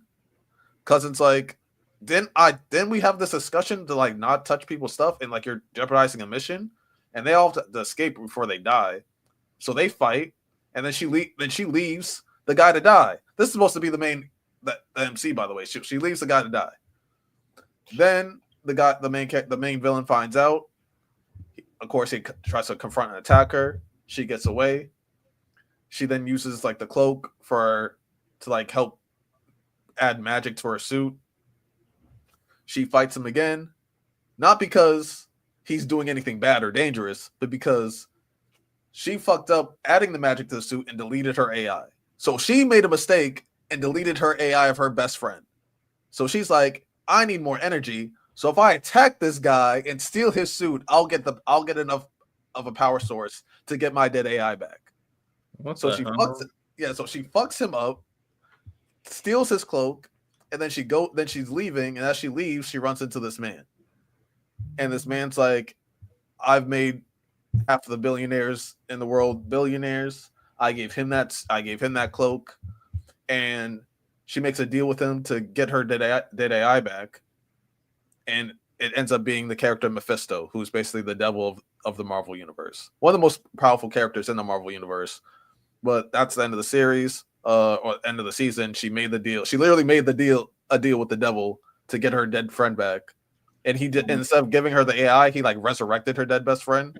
And then like you see that she's like infected by the curse of making a deal with him. So yeah, basically Ironheart's an op now. So that's how they ended the season. My only thing is, because I watched it, a lot of people, they're calling her a villain and all that. If you want to go that way, I just think like, why are y'all getting mad because she's making mistakes like other people in the MCU have not made also mistakes? She's a super intelligent person who's literally bored with the interaction she has in her life, and she makes bad decisions. We watched other people in the MCU make bad decisions, but we're okay with them making bad decisions. No, it sounds like she made a lot of bad decisions. That's the point. And for how cocky and how she acts, the show punishes her for that. Like, so that's why I'm saying there's even the things where people take out of context or they just refuse, like they didn't watch the MCU with the rest of us. That's just where I'm at. Like, she made decisions. The show's mid, but like, you still, like I said before, is it really that hard for you to review a show without being racist and sexist, whatever? She's not perfect, but let's not pretend like we haven't seen other characters make horrible decisions. Like, you think the people of Sokovia are ever going to fuck with Iron Man because he made Ultron? They're never going to fuck with him. I would say it's a little different, but ultimately, though, based off how Lonnie explained it, That thing sounds like some shit. I'm not gonna lie. That does not. It's not a sound good show good by to any me, means, bro. It It does does it's not not it's recommend that sound show to good. anybody. like it's not a good show, but the MCU has made the MC once again. The MCU made they made Secret Invasion, and where people are treating Secret Invasion like it's goddamn Loki when it's not. Yeah, no, very it's not the worst. It's not the worst MCU. There's definitely shows worse than this, Yeah. but it's on the lower. It's definitely on the lower end, but Yeah, it's not. it's on the lower bad end. That's as everyone that's is. Based off what I watched, I'm trying to think of the worst Marvel show I've watched. It's not as bad as She-Hulk. It's not as bad as Secret Invasion. Yeah, I didn't watch any of that because that looked just like some shit. It's not as bad as the Defenders. It's not as bad as Iron Fist. That Iron Fist was shit. Defenders I thought was solid actually. Iron Fist was the worst part of the Defenders. How do you make a character about a guy who's supposed to be the best martial arts practitioner on the planet, yet you don't tell the actor to go practice any martial arts? Like, you don't even do any prep work so the actor knows what he's walking into in the show. And that's a big problem with that. The fact that Daredevil fights are better than Iron Fist fights is insane. Damn. Yeah, that sucks. It's a weird character arc they did for her. I'm not gonna lie. It sounds like they did all of this just to introduce Mephisto. That's what it sounds like to me. Yeah, and also I think it's gonna lead to like Doctor Strange stuff too, because they introduced like this black female witch around her age, and like a lot of people love her and stuff like that, and she's supposed to be in future films and stuff or media. So basically, yeah. But Mephisto's one of the strongest characters in the verse, and he's the devil. So yeah, a lot of people have been waiting for his review. Also, I will say that Iron Heart was written, it was supposed to come out right after Black Panther 2. So it's literally written at a different time in Marvel, and Marvel was really fumbling the bag, so to speak. And then it just released at a worse time. But enough about Iron Heart. Let's move on here. We'll answer one more question about Orman, then I'll go back to my other questions. Which other manhwa / webtoon do you see getting a huge boost with an anime besides Solo Leveling? Lonnie? all right, before I'll say this, then I gotta go. Webtoon DC getting a huge boost with the enemy besides Solo Leveling. Was probably gonna end up when it's all said and done in a lot of people's top 10s. Omniscient Reader, when that drops this year, it's still slated for this year, but I'm assuming it's gonna get pushed to like the beginning of next year. That The World After the Fall, Legend of the Northern Blade is gonna be a good. When that show come out, nobody can tell me nothing. The Legend of the Blade is gonna go crazy, especially if you like people that love Solo Leveling. They're gonna love that. It's Loki just kind of better Solo Leveling without the shadows. The Boxer, Teenage Mercenary, which they just announced. They just announced. Well, they released a trailer for El Cid, and El Cid was made by the same author that made Noblesse, and that did well. El Cid, I think, is a better story. I dropped it personally, but a lot of people are gonna like it. A lot of people like El Cid. The anime for Noblesse, I heard, was not good that they made. No, the adaptation wasn't that good, but people still liked it because it's vampires. But Windbreaker is also a big one. Of course, Ordeal. I'm always gonna be saying that. But yeah, mainly when Omniscient Reader drops, that's gonna, because that to me is probably the best isekai outside of ReZero. And yeah, that's about it. There's some other big ones that are, but they're a long ways from getting announced. So yeah, I pretty much just co-signed Omniscient Reader, everything that Lonnie said. And the real estate one, random, you know which one I'm talking about. Mm-hmm. Real estate one.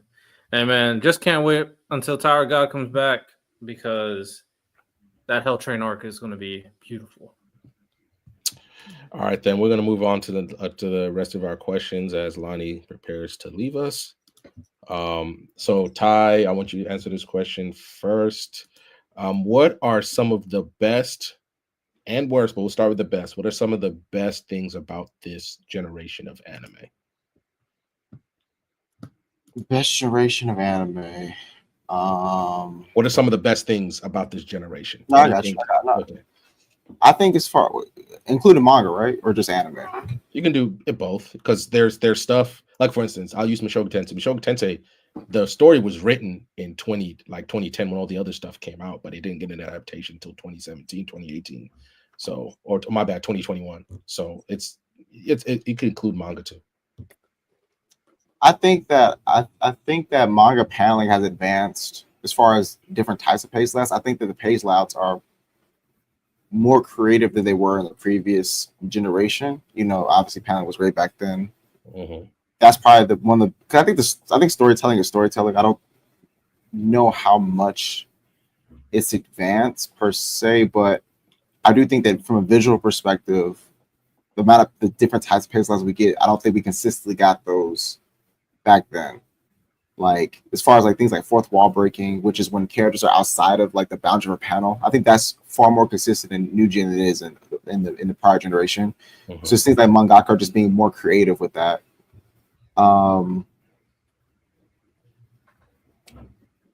Honestly, that's probably because I don't really view this generation as too different from the previous, if I'm being honest. Mm. From a storytelling perspective, I don't really view it that way. So that's really the biggest thing that stands out to me is how they've chosen to visually lay out their stories. That's pretty much it, if I'm being honest. Riddell? Well, that masterpiece right there was created, obviously. So, you know, Attack on Titan being amazing. So that's definitely a big plus for this generation. I'll also say, like, I know a lot of people don't like it. I am still like somewhat an advocate for it, but the introduction of utilizing movies to tell, you know, the story. I feel like the prior generation did some of it. I know Gintama had some anime movies, but I feel like the movies that Gintama brought out and like Made in Abyss brought out was also this generation, so I'm gonna count it. But utilizing anime movies like Attack on Titan, Gintama, Made in Abyss, and Demon Slayer, I am perfectly fine with it. And I do think one, it can consolidate a story for people if you're kind of retelling something that has already been seen, or two, just, you know, create a really compelling anime with oftentimes better animation. So the usage of anime movies, I personally do like. I do not dislike it like a lot of other people, it seems. And then the last thing I would say that this generation has done, well, obviously, you know, better animation. You know, a lot of great anime fights we've seen, and because of like the animation and what it's able to do, a lot of other stories are we're more invested in it being remade. Bleach being the prime example. Like Kubo came back using this new animation. Now he's adding to his story with this new element of being able to bring his anime to life. So those are some of the things I would say for sure. So for me, I agree with you, Riddell. I think if it's used, the anime movie is used well. Like Mugen Train is a perfect example. That arc was not long enough to be an actual anime season, but they maximized it. They made it so much better by making it a movie, and I think that's what really works. And I think if you do that better, I think that works. Hidden like the JJK movie. The first one was used very well. So that's why I'm always going to be like, if you use your movie well, it's fine. Now, if you're just spamming that stuff, or if you're trying to be more, if you're just trying to make money, that's where it loses me. And I'm gonna have a problem with that. Like what Demon Slayer ironically ended up doing after that was where they did, oh, here's the last 2 episodes of season 2 and an episode of season 3, and here's a movie, and then people thought they were getting another movie, and it was kind of marketed that way when it wasn't. So that's just that's where I'm at. For me personally, I think it's like Santos said, it's the variety of stories, whether or not it's something like arguably very dumb or like just taking a chance on something. Like I'll bring up Odd Taxi. Odd Taxi is one of my favorite anime because it's just it has that typical anime feel where somebody would be turned off. But if you don't look at just the fact that the characters are animals, it's about a guy he's a taxi driver, and he's kind of just thinking about his life, thinking about his life, how he got here. He's an older dude. He meets interesting people during his while he drives his cab, and he has conversations. I think it's very good. It was so good it got a movie, which was also very good. And people just don't talk about that. The fact that you can tell stories like that now, where just because it looks like that anime thing, maybe because in the past I just didn't see it, because I think the last generation we rely more on a lot of tropes, Riddell, than this season, where they just commit to giving you a great story instead of relying on those really bad tropes that anime was known for. Now, just like fuck it, I'm telling you a story about an old taxi driver who's literally looking at his life. He's 40. He's like, what have I done? Is this really how I want to do the rest of my life? And he finds meaning in his life. Could they have told that story in the 2000s? Maybe, but they would have messed it up by adding too many tropes that would have ruined the story that they're trying to tell. So that's what I love most about this. Now let's go on the other side of the coin. What are some of the worst parts of this generation? Riddell, would you like to start? Worst parts of this generation.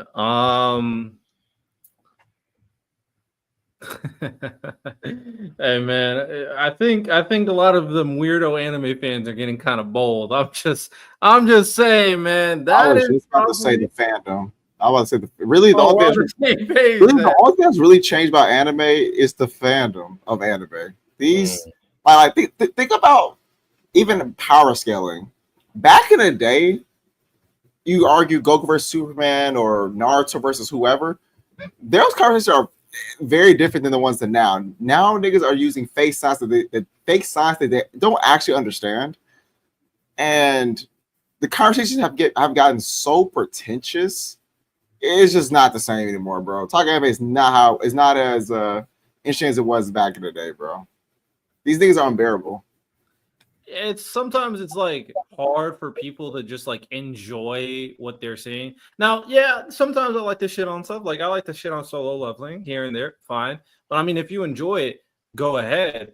But man, if you think something is good, or if you think One Piece is bad, or if you say this and that, the anger, the visceral, the backlash, it can be very toxic to some people. I mean, I personally don't care. I think it's just funny, but it's very off-putting to like people who are trying to get into anime with how like tribalistic and how competitive these fan bases are. It can be fun. I feel like it used to be fun. I feel like the Naruto, One Piece, and Bleach fan bases, for example, like back in the day, didn't really have beef like that. Like, yeah, they thought they liked their anime, but it wasn't like they hated the other side. Nowadays, Yeah, man, it's toxic. Very, very toxic. Ty, do you want to add on? I say these things are weird today, bro. Also, you know what? Never mind. I feel like I don't know. I'll say this. Maybe this is what was Ty thinking. I won't project into his mind, but we're talking about weirdos. And these weirdo fans are also getting super bold to be weird. That is another thing. It's like they feel more confident to be this like weirder version of themselves. And we've seen it. We've seen people, dress certain ways, act certain ways. That was it. It's in the same. They're in the same category, but I was about to say this. Has about the power scaling community. The shipping community also has gotten crazy. Shipping community. I was about to bring up. I think the My Hero Academia shipping community has really.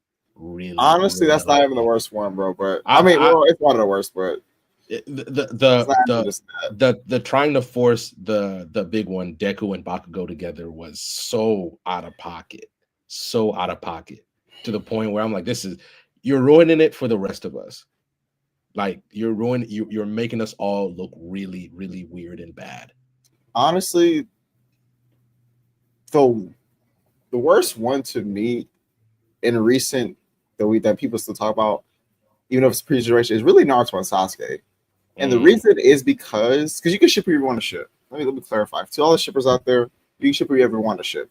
Mm-hmm. But I find the Naruto Sasuke ship particularly weird because not only do they treat each other like brothers, but they're literally brothers. Like they're reincarnated brothers. Like, put it y'all this way: if I started writing a story where two siblings lived a life and they died, and I put them in two different people, and I made them date, would y'all not think I was weird? That would be 100% weird. Mm-hmm. So Naruto and Sasuke apply to that.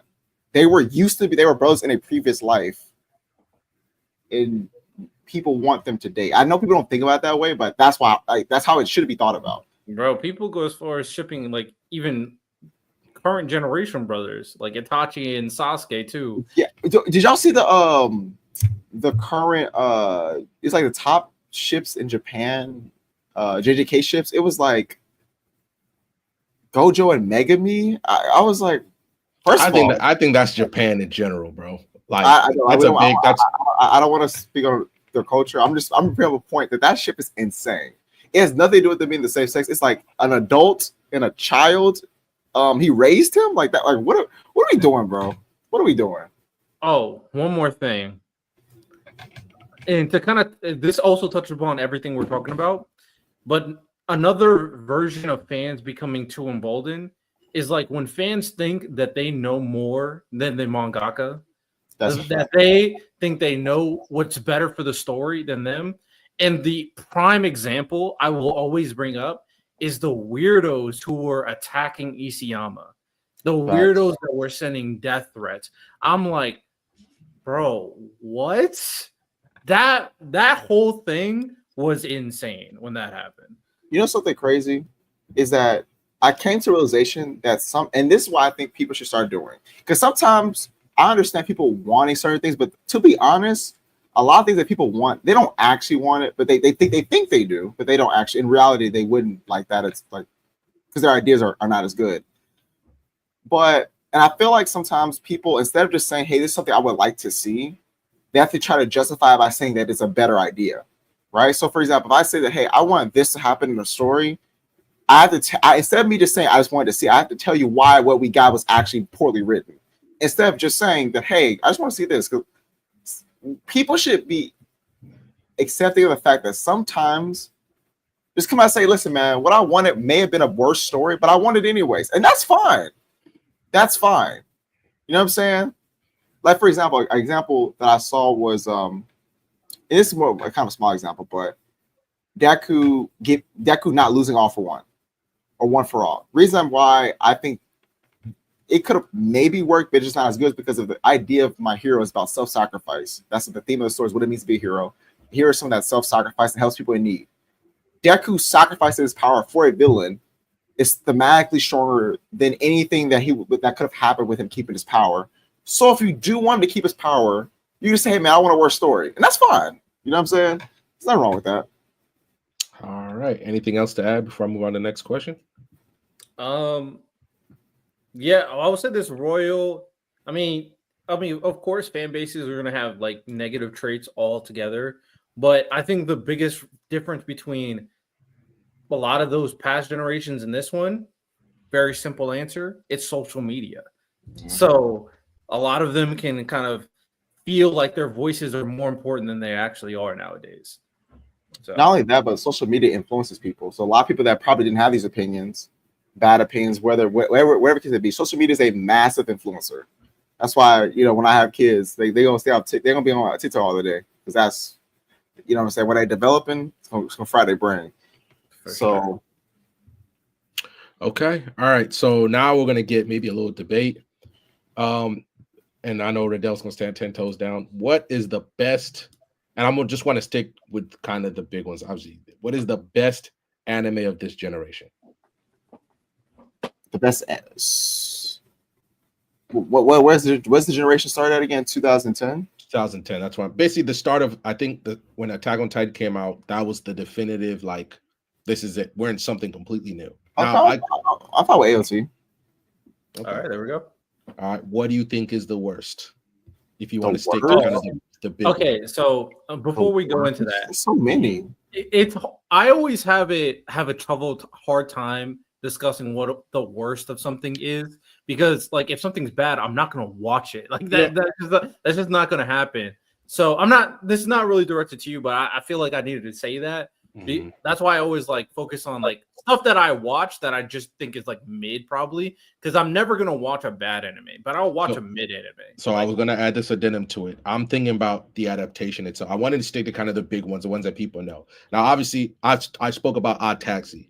Not too many people watch Odd Taxi. So the way I was doing it, when I say worst, and I was going to say, all right, guys, I'm talking about adaptation or worst adaptation. what is the worst? What is a good story that was adapted horribly? Like, I'm not going to say, oh, we're going to go watch a Reincarnated a Vending Machine. That's just a bad story. I'm not watching that. Nobody's watching that.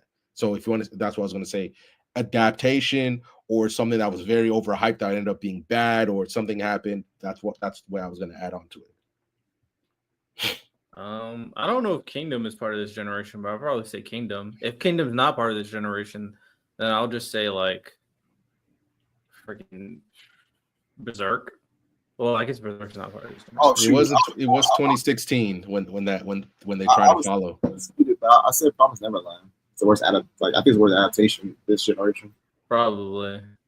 I know people think it's Tokyo Ghoul, but I think Tokyo Ghoul, you could still watch the full thing and feel somewhat satisfied. But Promised Neverland, from what I've heard, season 2 is unwatchable. So, which is insane to me. That is insane. But okay, so Aura Man, you took my next question. What is the most underrated anime of this generation? Underrated? You know mine. You already know mine. Oh, Fire Force. It's Fire Force. It's always, and the greatest part is, Riddell, next generation, it's going to be Apothecary Diaries. Apothecary Diaries is fantastic. I'm with you. It's literally never had a bad episode. It's just horrendous timing is the problem with it. So this has nothing to do with popularity, but more so the hate it gets. I think it might be Black Clover. Underrated? Yeah, I think so. I think because people, again, this is part of social media, is that once people start saying Black Clover isn't good or never was good or whatever the case may be, is where people all latch onto it. Like, people see Black Clover being inspired by the series, and for some reason think that it's doing something different than any story ever exists. All stories take massive inspiration from other things, like other stories or real life or mythology or whatever it could be. But when Black Clover does it, people pretend that it's not a good thing, which lets me know they're not people who don't write or never tried to write anything. If you think that taking massive inspiration is an issue, it should not be. It's impossible to write a good story without massive inspiration. So that to me is people pretend Black Clover is not good, or that taking inspiration is somehow not a good thing. I'm with you, even though like I'll continue to say this because I feel good when I shit on it. I think the final arc sucks. But I agree with Ty. The Black Clover anime is genuinely really, really good.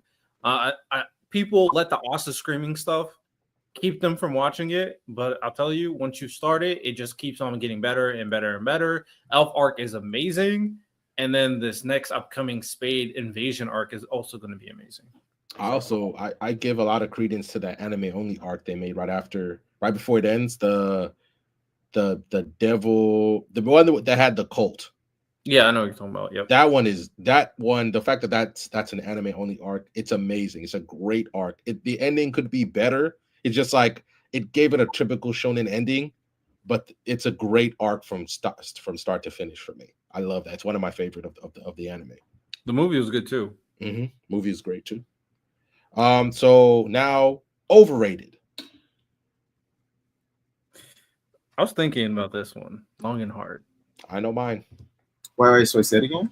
What's the most overrated anime of this generation? I think mine is very simple, and as much as I love it, overrated. Mine will be controversial. Mine. Actually, I think it's going to sound controversial to casuals, but it's when they do the Riddell. So go ahead, Riddell. You want to fight me?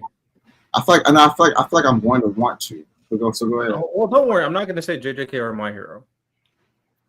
I feel like I want to fight you. Oh, Chainsaw Man. Even though I've always thought the series is overrated, I don't think the anime is overrated yet. I don't think it got like crazy hype because we're talking anime, right? Oh, we're talking about both. You can do both if you want. Okay, I'll just stick with anime. I mean, yeah, I think Chainsaw Man's overrated, but I don't think it's bad. One anime I do think is overrated is because I feel like people are going to think that this anime defines this generation. And I think it's good, but I don't think it's that good. I think it's just memed a lot. JoJo's Bizarre Adventure.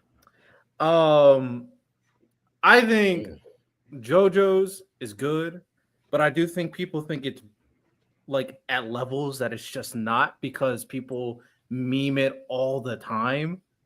So like if generations down the line, right? You know how we have this current generation that's like shitting on Kobe for some reason? Generations down the Weird, line. by the way. So weird that's Very just weird. happening.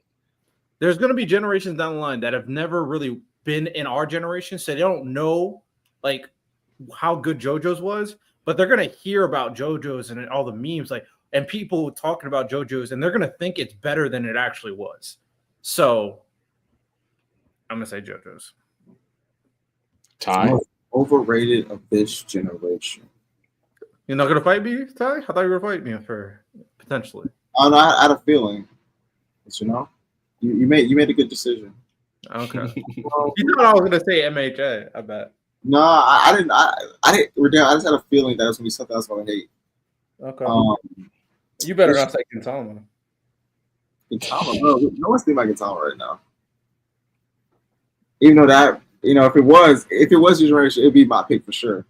So like, let's not get it twisted. That would be my pick. But we're not talking. You brought it up, by the way. I did. Most overrated for this generation. Why you think you want me to go? Yeah, go ahead. I can't think of one. Mine is, unfortunately, it's Demon Slayer. I think when the adaptation is Demon Slayer is done, people are going to have ridiculous conversations about where it belongs. And don't get me, I love Demon Slayer. Remember, when I went in there, Demon Slayer has Riddell got it immediately. It's the best anime adaptation of all time. And I'm not saying the greatest, it's the best because of how much it enhances the source material. But guys, please, if you're trying to have it in AOT conversations, I'm leaving the room. If you're trying to have it in JJK conversations, I'm getting in my car.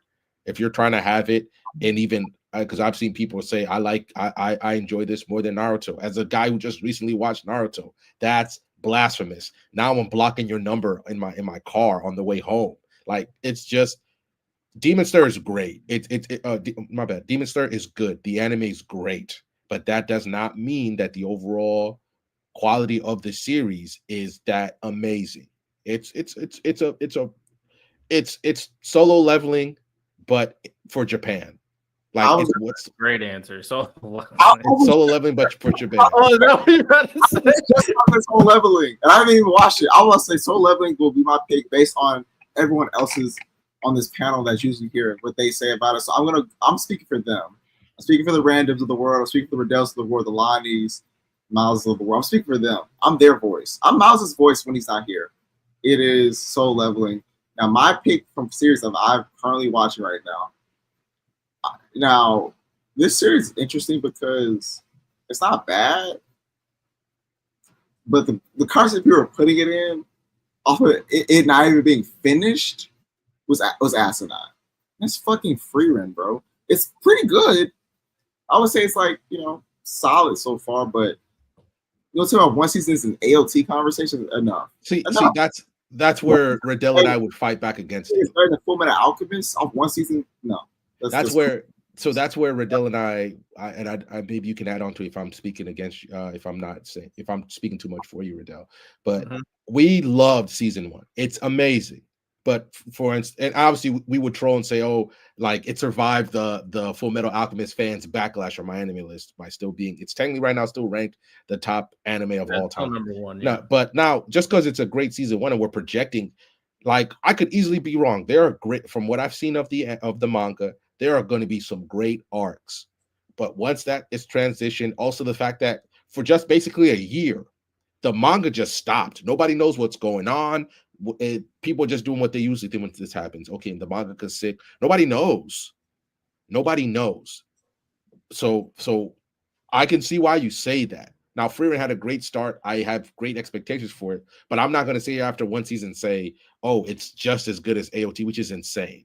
That's insane. I'm looking at it right now, and it is in the 6th spot Oh, it dropped down. Okay. I just checked. It was number 1. Oh, it's my anime list or IMDb? Miami list. But IMDb is different. I don't know what the number 1 anime on IMDb is. Yeah, it's currently number 1 on my anime list. But okay, so I agree with. So this is kind of where we differ. I agree with Ty that people should not be putting it in AOT and FMA conversation. Full agree. I think by time it's done, if it gets done, because Random brought up a good point about the manga stopping. If it gets done, the projection is that it can be in the top echelon conversations when it's all finished. But it's not, and that's projection. So of course, it's not. It shouldn't be in that conversation at all. So when those people were hyping it up, sure. But it has one of the greatest season 1s of all time. So I mean, I'm fine with people really understanding that it could be one of the greatest anime of all time, but it's not there. Not even close. Not even close to there. So with that said, that's kind of how I would bridge the gap when it comes to Frieren. I do. What did I? Oh, Random. So this might be surprising to you. We understand that the story is kind of meh, but I think I think Demon Slayer being one of the best anime of all time is a fine thing to say. I'm be honest. I think that's fine. It's clearly no, because yes, the anime and the animation uplift it, and yes, people overhype it sometimes based off moments. But Demon Slayer is genuinely like an extremely good anime, and it does a really good job in developing, or at the very least, making its characters interesting and making people feel connected to the characters. So that's why if time goes by, I mean, yeah, I agree. People should not put it in like AOT convos, but I think for the most part, the people who watch Demon Slayer won't. I just don't think it'll be as big of a combo later on, but I do think it will be in like one top 25 greatest anime of all time combos, and I think that'll be so fun. So okay, that's fine, but I think there's a clear distinction. If you want to do like, for instance, I think the best way to do this is a tier list. There's a clear tier between the AOTs of the world and Demon Slayer. That's fine. Once again, it's and when I say the best, people need to. Riddell, maybe one day we'll just need to, because people will hear that and think something else. You got it. Most of us got it. But when I say the best, that doesn't mean like for instance, there's a difference between greater and best when we talk athletes or whatever. Like I'm not gonna sit here and say, okay, One Piece is not as good as Demon Slayer because it had shit animation to start or the things. It's just better. Like it's just better. And if you're just looking at the things, it's like when you're arguing with somebody, or like remember when Asante Samuel and Deion Sanders got into it, and he's like, well, I had more picks than him. So that makes me just as good of a corner. When we all know that's a lie. Like you're not as good as Deion, you know? So that's just where I'm like, that's just where I'm at with people. Don't look at Demon Slayer's stats and say it's as good as Attack on Titan or One Piece, because it's not. There's plenty of 20 point game scorers out there, but we're not saying that they're better than insert great player here who we're not saying, okay, just because LaMelo Ball has been averaging 20 since he got in the league, we're not saying he's better than Jokic because Jokic started on the bench. Jokic is just a better player than him. Like if that's a good analogy to use, you know. I agree.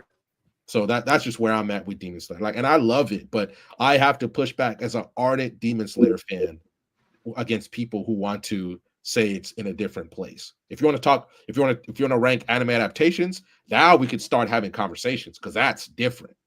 But in terms of it as a series, it's not where some people want to put it at. All right. So let's go ahead and do a little speed. So this time we're going to focus on some characters here. The best MC of this generation. Aaron fucking Yeager. That dog. The goat.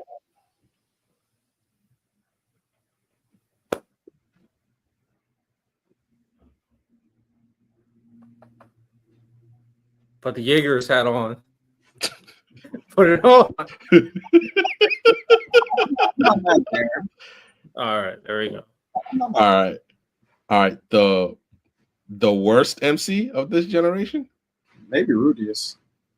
No hate. No hate. No hate. No hate. No hate. No hate. Look. At this point, I'm just gonna disagree with you because you haven't read the story. But I was speaking for Riddell there. But if you want to throw it out there, you can. I'm not mad at you. I speak for Riddell. Nasty word. Trying to think of like I've seen Unnecessary, Santo. So unnecessary. I didn't say nothing. I didn't say nothing at all. I don't really like Deku, but I wouldn't say he's the worst by any means. It has to be like relative, because like I said, I don't watch bad anime, so the worst MC I've ever seen. Oh, let me look at my Deku's the best. All right, bro. All right.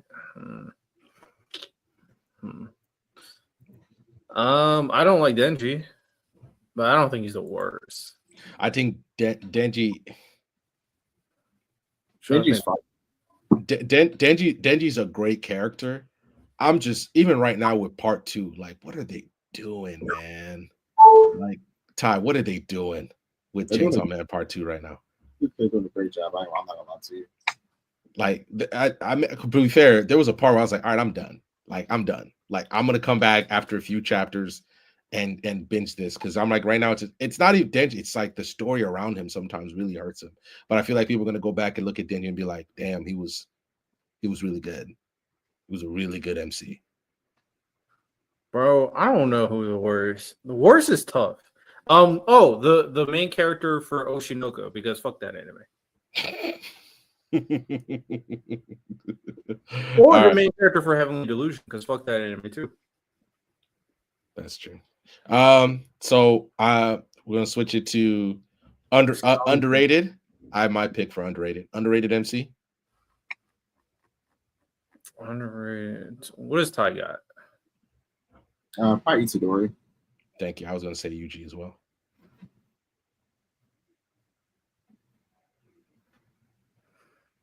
Okay. You know, Ty, who UG's gonna be? UG's gonna be that dude. Like, look at athletes. Wait. Kevin Love got 2 chips.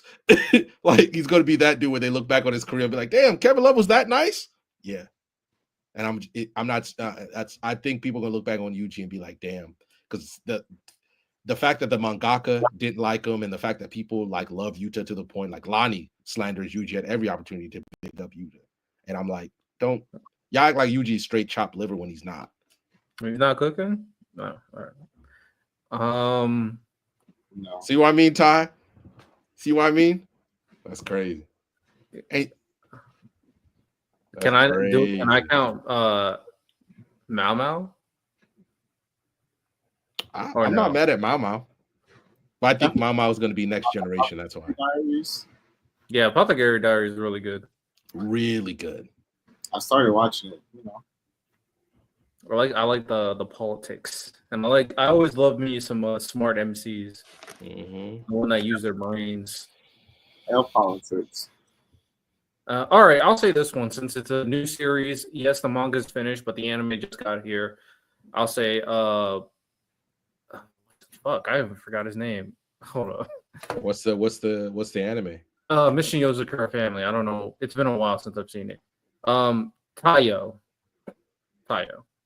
from Mission Yozakura Family. Underrated. All right. Overrated. Denji. Did Riddell say Deku? That's a Denji. Oh, Denji. Actually, I'm sorry, do people hype up Denji like that? Not really. So maybe not. Let me think. And people shit on Deku, so that's not even a good answer either. Who gets a lot of hype?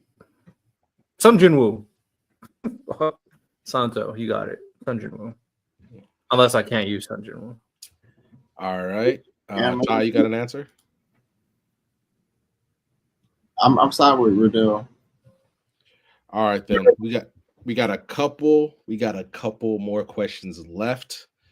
The best villain of this generation. That's villain. Best villain. Is it? Oh, Sukuna. Oh no, well, Sukuna had that ending that I hated. But it probably still is Sukuna. I say Sukuna, Makima, and Alpha One and Shaker are the Mount Rushmore. All of them had like pretty subpar, like Makima. Subpar endings. Well, I think Sukuna's was subpar. Shigaraki's was weird because like Alpha One took over. His ending was him helping Deku defeat Alpha One. Yeah, I know, but I'm thinking more of them. If we're talking about characters in general, let me think. I'm gonna stick with Sukuna. I think he's gonna define this generation more so than any villain. Yeah, probably. Okay. And the worst villain? The worst villain? Mm-hmm. I have to think about that. Yeah. Fucking Muzan. Baby shit sucked.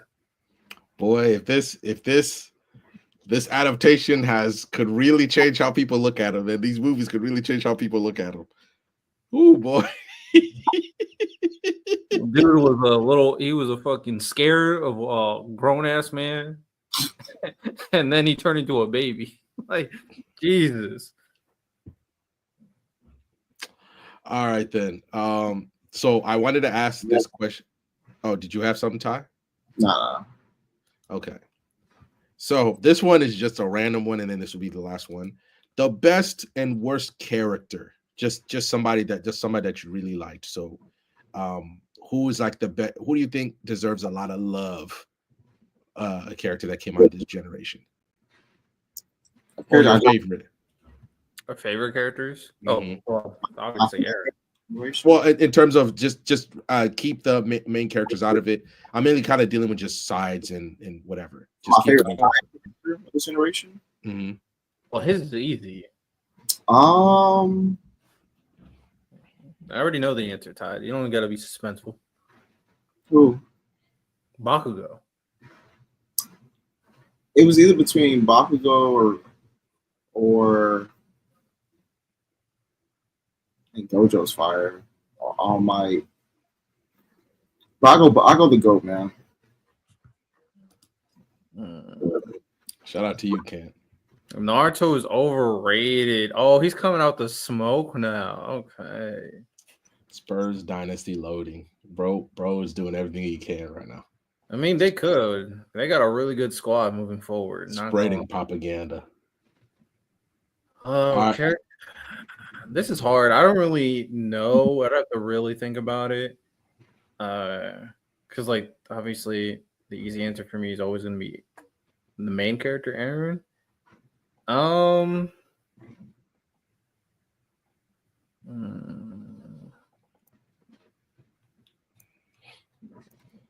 Shit, I have no idea.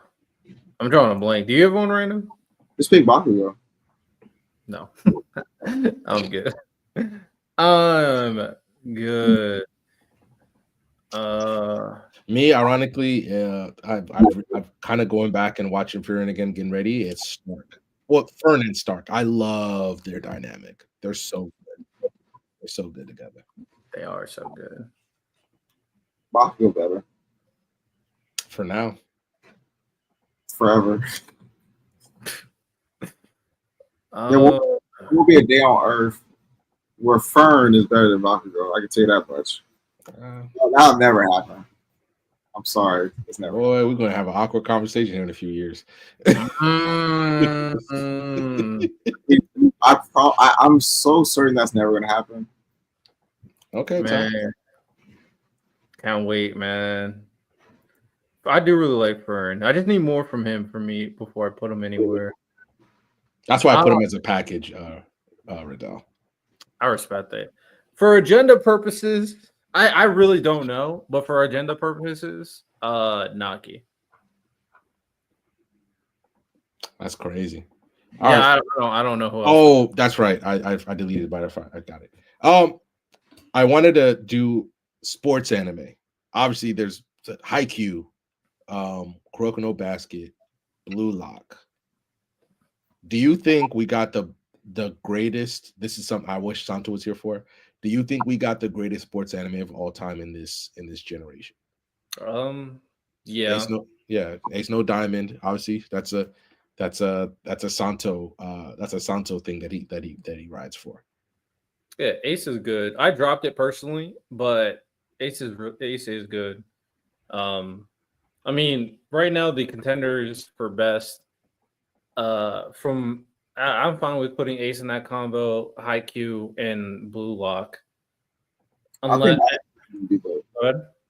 I think Block is going to be probably the go in go conversations. I think so. I think so as well. Unless you consider like Hajime no Ippo like a sports series, and maybe That's not this generation though. No, I was saying that once it's going to be in go all time, like go like. Yeah, I just brought up Hajime because maybe maybe you think that's the GOAT, so that means if you think that is the GOAT, then I'm not. Ty, I'm not talking to you specifically. I'm just saying, like, to answer Random's question, if you ask the best sports anime, and if you think Hajime no Ippo is a sports anime, and you think it's the GOAT, then the answer, not for you specifically, but the answer would be no. Okay. So. Yeah, I know. I'm thinking. I think people, the consensus is Slam Dunk, Ippo are the GOATs. I think that Block will be better. Low-key might be better than Slam Dunk already, but I think it's widely considered one of the GOATs, if not the GOAT. I haven't seen either, but for like anime adaptations, I think you can pretty much argue that Haikyuu is the sports GOAT right now. I think overall, from everything I've seen, especially, I don't think the final arc is finished. So by the time the final arc is finished, Haikyuu probably will be the greatest sports anime of all time.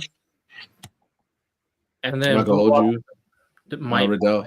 I'm not gonna hold you. He's just gonna keep the title warm until Blue Lock finishes. We'll see, because Blue Lock we has the sus animation sometimes. So we'll see. That's true.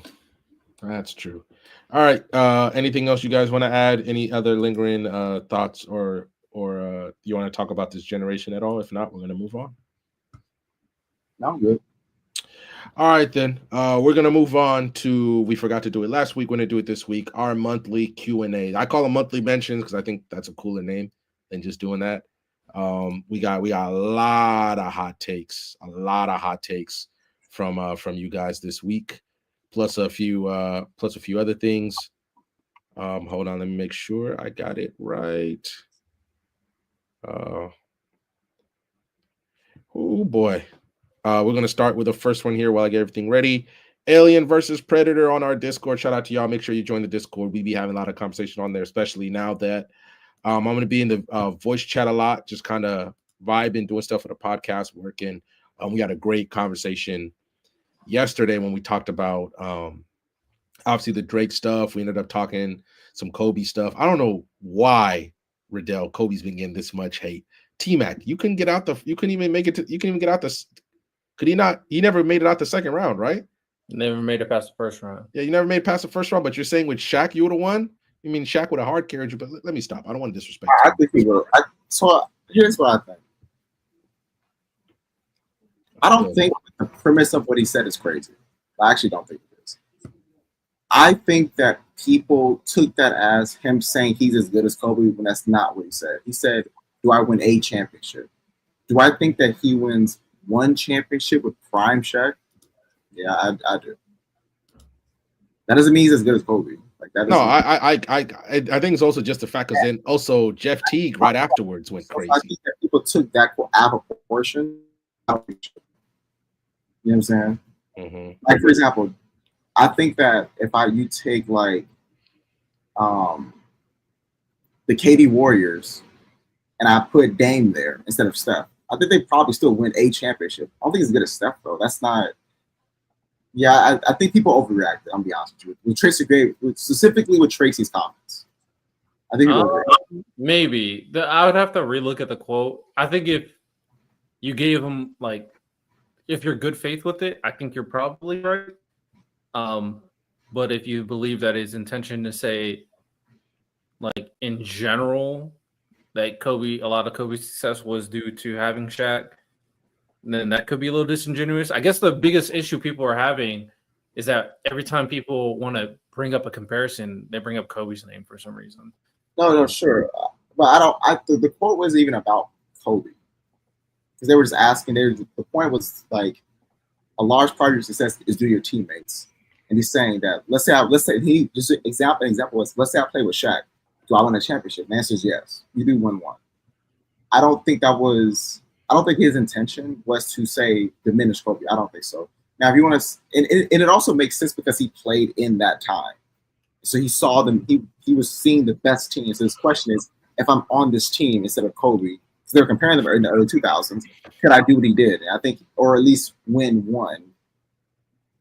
That to me makes more sense, given he played in that time. So I think that's the best. Honestly, that's the best comparison he could have made given the time he played. Okay. Maybe. It was just that my thing was a rash of Kobe content, most of it seemingly degrading Kobe, because there was what Jeff Teague said, which was crazy. There was a rash of things all at once. I'm like, yo, what did Kobe do to y'all for real? Gilbert Arenas said something, but you know how I feel about Gilbert.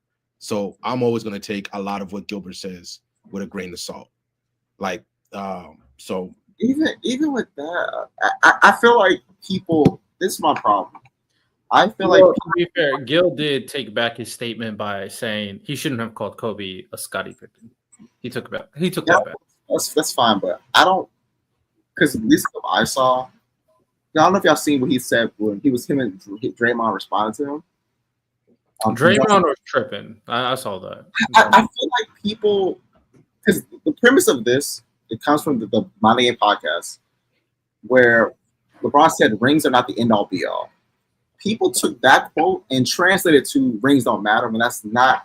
And this is why I hate sometimes with basketball conversations or sport or anime conversations that people don't ever actually address what someone says, but rather they take a version of what they think they said and they apply their feelings. None of us believe, all of us actually do agree with LeBron and Gilbert Arenas in that standpoint, that they're not in LBL. If they were, we would all have Bill Russell as the GOAT, which we don't. Which we believe that means that rings aren't the only thing that matter. If you have, unless Bill Russell is your GOAT, you don't believe that. You feel me? So like, I don't know why people change that to them saying, so rings don't matter. Like, for example, on First Take, Stephen's first response was, so rings don't matter. Like, who said that? Like, who actually said that? Well, you know, we all don't condone what Stephen A. talk about no more. Like, but that goes to my point about with Gilbert Arenas. He was basically saying, to that point, the top 75 list is what it is. You have people who have way more rings ranked below people with less rings than them or 0 rings.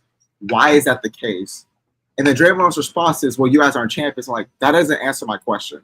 If my question is, if a 0 ring player is ranked ahead of a 6 ring player, why is that the case if rings are the end all be all? If your response is then you don't have a championship, you're not actually answering my question.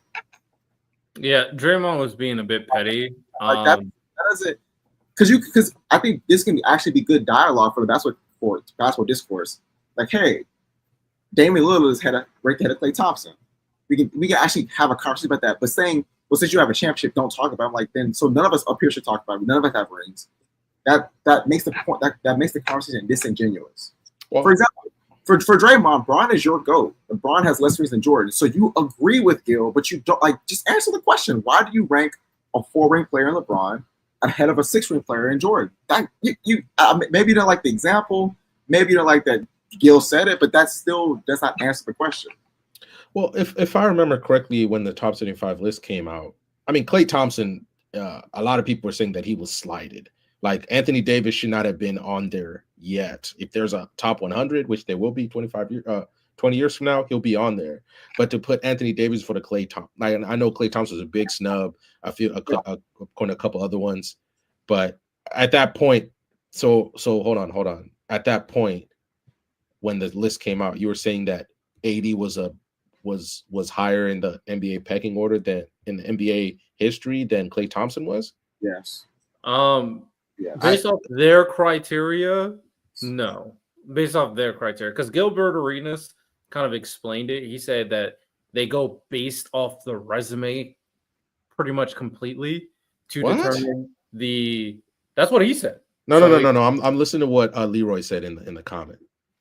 And It's they not. think It's not you. T-Mac would three-peat and Dame could win. And 4. I don't think Dame. I don't. Dame on the Warriors would win. Would win a. I don't think he's winning. I think a few of them. I think. Me, I don't know. I don't think Damo would say that. I've talked to Damo. I don't think Damo would say that. That sounds like an Omar take right there, bro. That sounds like an Omar take. I believe Damo is better at basketball takes than that. Like I don't think Kevin Durant is lured to Golden State if Dame's on that team. I think that Anthony Davis this came out in 2022. I think he was clearly a better player than Klay Thompson. Like they met their well. It's not. It wasn't just ability because we all agree, but it's also their resumes too. I don't. Brandon, that was my first point. That's not my only. My first point is that he's clearly a better player. Like clearly. My second point is that even individually, he's been better. Like he had more All-Stars at that point, more All-NBAs at that point, more All-Defensive teams at that point. He led the league in blocks 3 times, which Klay Thompson has never led the league in anything, at least not to my knowledge. So even as he was a better player, and then he had more individual success. Like that to me, I think he's clearly better. Now, obviously, team success is one thing, but well, obviously, there you can add. I don't know how much context you could add on there because for instance, the guard All-Star battle in the West is ridiculous compared to the big men in the West. Like I'm not trying to denigrate, but Klay Thompson was going against just to make the All-Star team. Like for instance, Jamal Murray. Jamal Murray is probably never going to make an All-Star team, at least until Steph retires, especially now that they switched up to front court, back court. He's never going to make one. They're always going to put Kyrie over him. In the regular season too. That is true. But even if he comes in shape and balls out, they're always going to put Kyrie over him. Steph's going to make it over him. And those are 2 spots right there. Gone. But you know what though? I think my biggest thing is I think Anthony Davis can make more in their primes. Anthony Davis can make more All-Star teams on more teams than Klay Thompson. Like I think I could drop Anthony Davis in more settings, and he'll make All-Star teams more often than Klay Thompson. Sage was the one that said that. That's insane. No, Damo said that. Damo said that. No. I'm reading the Leroy comment. No. He said Sage said nah. So he said nah. So I'm gonna believe Damo was trolling because I don't think Damo truly believes that. I'm gonna think he's trolling. That's insane. But yeah, I mean, I agree with you. I think it better. So does that mean that Damo believes that T-Mac could have done what Kobe did post Shaq? Then I think he's trolling. I don't believe Damo really thinks that. I think he's trolling because he be doing that. He be trolling. I think. Okay. All right. So let's go into that was a good basketball conversation. Let's go into the monthly mentions. We're gonna start off with a hot one right off top, right off rip. Shout out to Alien vs Predator. His take was Buhan is stronger than Kid Buu at everyone. Apparently, that's a hot take in multiple servers. If we're talking Kid Buu, I'm sorry. Buhan, what do you guys think? I think Buhan's clearly stronger. Yeah, I think I have one as well. I think people take that quote when they said that his key is rising out of context. Usually characters in Dragon, when they get those buff forms, their key goes up, but that doesn't make you the better fighter or stronger you sometimes. And I think the fact we can just go off of how the characters reacted. They felt it was absolutely necessary to fuse against Buhan when they thought that they could take Kid Buu without fusing. That to me is just clearly like Ty, why didn't they fuse? Why didn't they fuse again against Kid Buu? Did they just run out of earrings? Is that what the problem was? Vegeta breaks them. So they say they want to fight them individually. Man, Vegeta, shut up, man. The universe is on the line. Shut your mouth and take the damn. But Ty's right. Like the fact that he even thinks that, because he wasn't thinking that against Buhan. No, Goku is begging Vegeta. We need to. Yeah. Okay. He was like, we either we fuse, and then mind you, he tells Vegeta at the last second that we won't be able to unfuse because he knew if he told him that Vegeta wouldn't agree to it. But I think, and I guess you could kind of say like, well, maybe Vegeta didn't want to take that risk again. But at the same time, yeah, sorry, I just thought that Vegeta was like, I'm never doing this again with you. No, sure, but Goku, we know Goku is open to fusing if he needs to. Mm-hmm. Goku also is like, we could like they said that Goku takes time to charge up and power up, but he fails to do it because he's not in his dead body anymore. Mm-hmm. Vegeta says that like if you charge up your ki enough, you should be able to eviscerate Buu. And Goku says, yeah, I've been trying, but I haven't been reached max power. We know that's the case because he's in a live body and he only brings that much power in a dead body. But he couldn't have done that against Super Buu. I know the manga show. I mean, I know the anime shows him go Super Saiyan 3. He doesn't go Super Saiyan 3 against Super Buu in the manga. That doesn't happen because the nigga is nowhere near as powerful. Mm-hmm. So yeah, and like even if you go about like the idea of portrayal, like yeah, Super Saiyan 3 Goku could not beat Kid Buu, but he was fighting Kid Buu. And then you gotta compare that to the Super Bowl situation. Like Super Buu absorbed Piccolo, Gotenks, and Ultimate Gohan, which many people believe is stronger than Super Saiyan 3 Goku. So I mean, like, I feel like this is the edgy take that Kid Buu's stronger than another one. Oh man, Ultimate Gohan be pissing me off, man. Every time I see him hiding behind that rock, when Boo Tanks is out, I'm like, bruh, what are we doing? Let's end the show, Gohan. What are we doing? But yeah, all right, we're gonna move on to the next take, which is Lonnie saying Lord of Mysteries will have a top 10 all-time anime premiere. I think now that it's done, I don't think so. Yeah, I don't think people were talking about it like that, like top 10.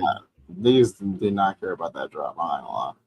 Like I think after the video came out, obviously people talked about it, but like nobody was talking about that the way Attack on Titan was. You know, when the first episode of Attack on Titan came out, nobody was talking about that like that. Attack on Titan, SCL, Promise Neverland. Mm-hmm.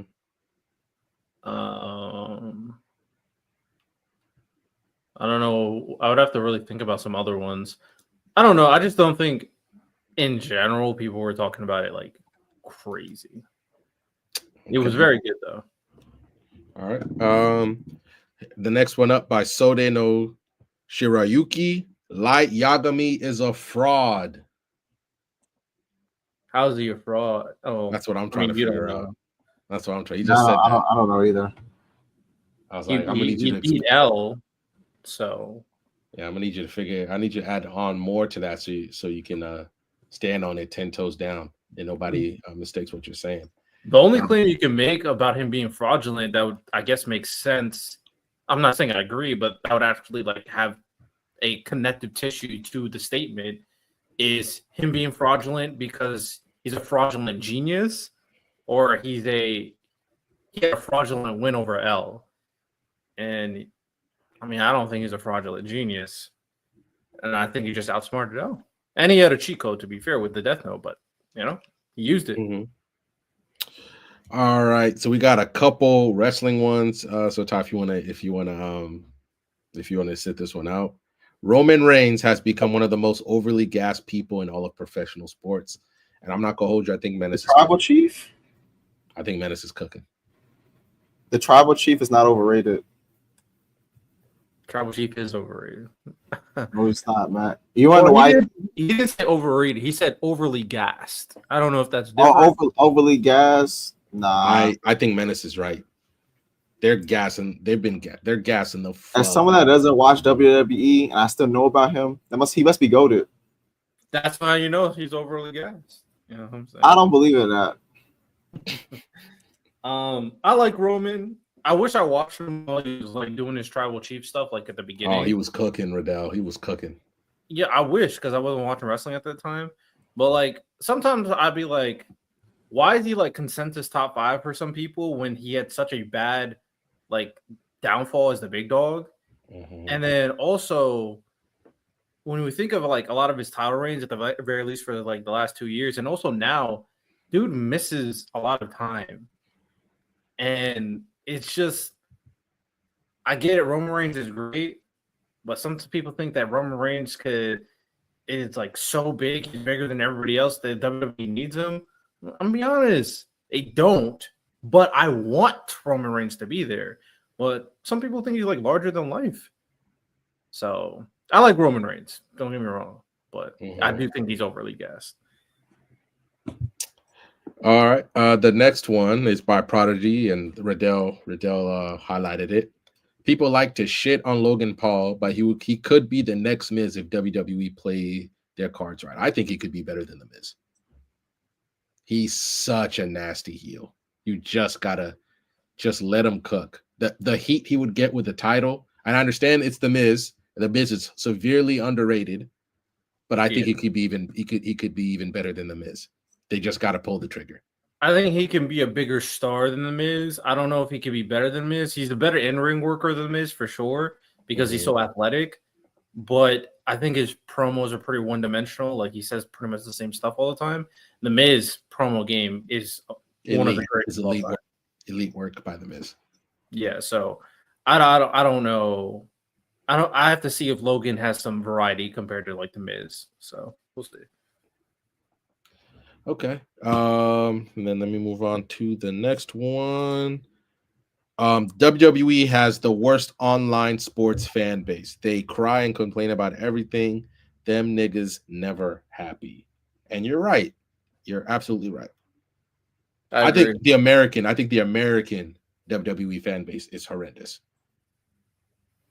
Yeah, I hate the IWC. They're so annoying. I have a whole like TikTok series where I just cook the IWC because they're just so annoying. Okay. Look, there's the next one by Dude, Where's My Car? L Take. Bleach is severely lacking in the emotions department. Ichigo, even after 1,000-Year Blood War, still feels like an underdeveloped MC, especially in comparison to someone like Luffy. I mean, compared to Luffy, yeah, but I think there's emotion. Like you didn't feel emotion when like, oh, this is spoilers for random, but the Wakamundo arc and the stuff that happened against Ukiura, like you didn't feel emotion there. You didn't feel emotion in the Soul Society arc with the stuff with Byakuya. You didn't feel emotion to what happened in the Fullbring arc. I mean, Ichigo. There's a good emotional moment to Ichigo. I think. Leave me a little nasty. Okay. All right. Next one by Kai Skeezy. Sanji should not touch Conqueror's Haki until he breaks free from his simp mold. When he realizes all women don't deserve to be put on a pedestal, it will make protecting the ones who do 1,000 times more of an emphasis for Sanji. It has already started with him tapping into his Germa DNA. Alpha Sanji will break the internet. I can see it happening by him kicking someone like Katarina Devon in the face. Bro, I'm gonna be honest. He's gonna be a simp for the entire story. Just keeping it a bean, just letting you know. And that boy ain't getting Conqueror's Haki. Matter of fact, that boy might end up the 6th strongest member in the Straw Hats. Sanji stocks down. It's cooked. Ty? Ty's not here. Oh, Ty's not here. It's just me. Is it just me and you? Yeah, we rocking. All right, let's knock these out. All right, when Kagurabachi gets animated, it will set the bar on how sword fights should be. Low key, that he might be cooking there because I'm thinking of like other. I think Bleach is good, but I see why people don't think if it's like a traditional sword fighting anime because it's mostly about their abilities, not the sword fighting. Kagurabachi uses abilities too, but I think they use sword fighting in very unique ways as well. So maybe would it be better than Rurouni Kenshin? I don't know about that one.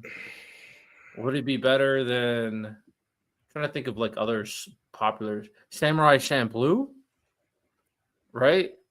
Oh, I was gonna mention Champloo. I think that might be the standard. Say that thing again for Ty. He's a perfect person to give his on this one. So when Kagurabachi gets animated, it will set the bar on how sword fights should be.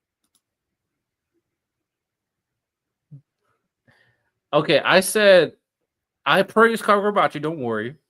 But I did say, would it be better than like Rurouni Kenshin and Samurai Champloo?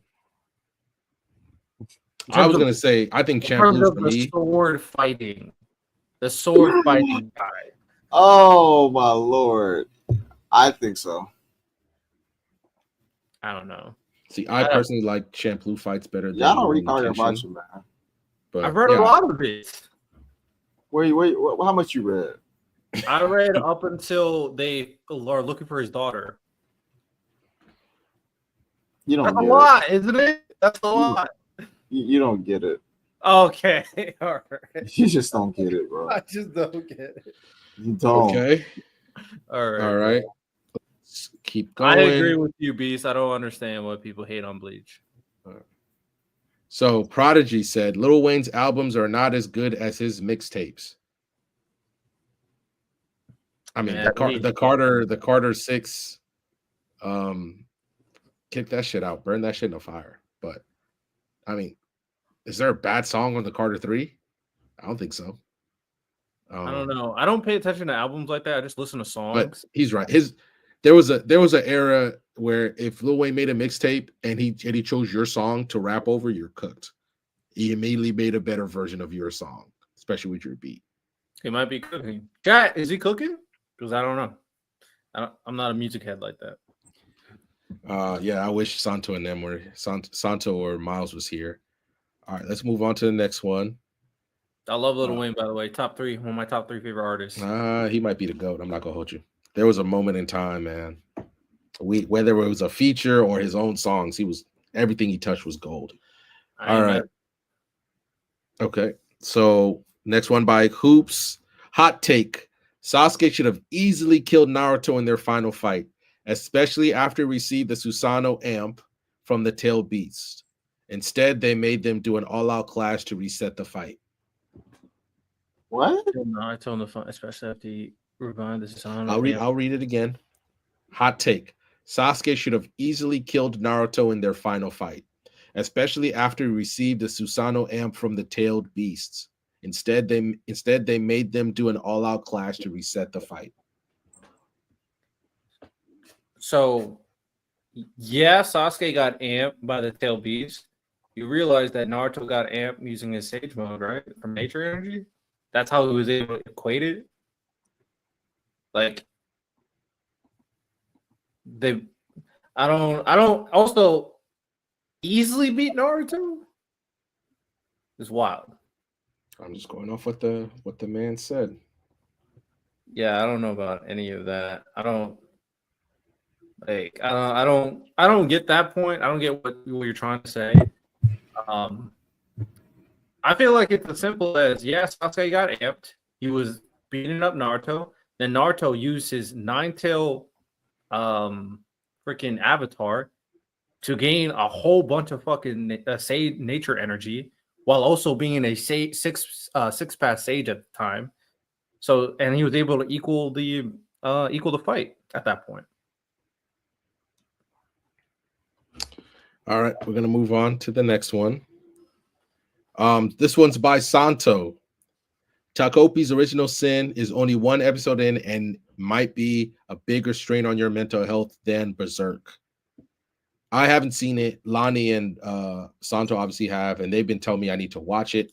I'm sorry. Like that's high. That's a high bar. Berserk, Ty can tell you. Riddell, you've read it. The few happy chapters you get, you hold on to those like it's Bitcoin. Like that's a high bar to say. Yeah. Real quick, just address what Gabe said in chat. Can you go over to the emojis for the person who did the Sasuke tape? Let's see who agreed with that. No, go to the 100. Like you could see the names of the people who did it. Dude was my car and Leon Yagami. Leon, shaking my head, bro. And Leroy said, yeah. Also, Naruto was holding back because he didn't want to kill Sasuke. I haven't seen it. It's random. I'm not trying to watch an anime to be depressed. I'm good. I just said I'm gonna binge it if I do decide to watch it. So I'm not gonna watch it now. And the last one is by Kai. He said, woke up to some great woke up to some great news about Black Clover. Whatever year this season drops, I know for a fact it will be the anime of the year. Real. Cap, but I respect it. Black Clover will be good. Will it be anime of the year? I mean, all right, next season. Let's say it comes out. What did it give an announced date? No, they delayed it.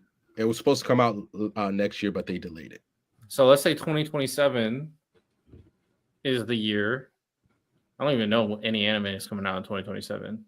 I think ReZero. So like even let's say next year is going to be pretty tough. Solo Leveling coming out in 2027 too? Yeah, I believe so. But yeah, even next year, if you want to look at, I think Slime's supposed to come out next year. When people love Slime, Bleach. There's always One Piece. I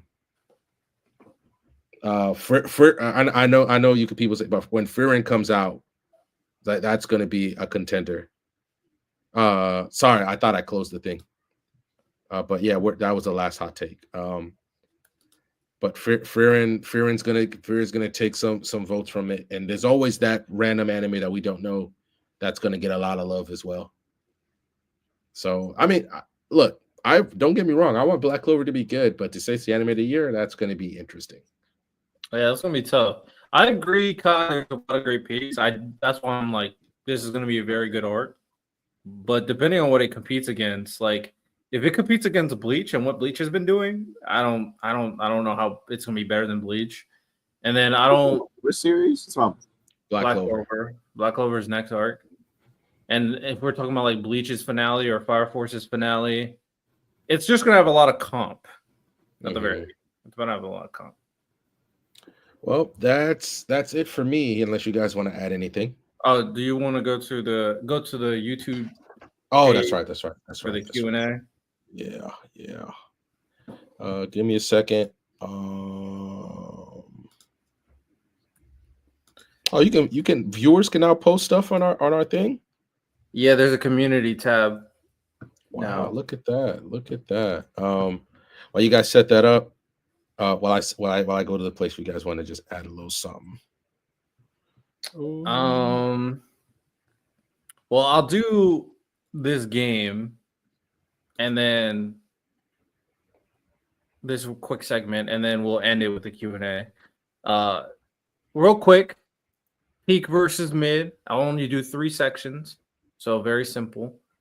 Honestly, I don't know, because we kind of already did this kind of stuff similar, because Random already did like this generation's worst best character, so this is kind of similar. So I'm just gonna save it for next week. Okay, so there's only 2 things for the Q&A for this month on the YouTube channel.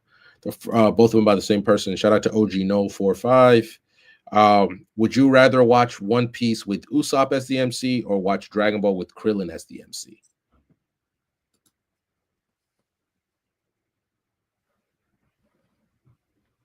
I'm not gonna hold you.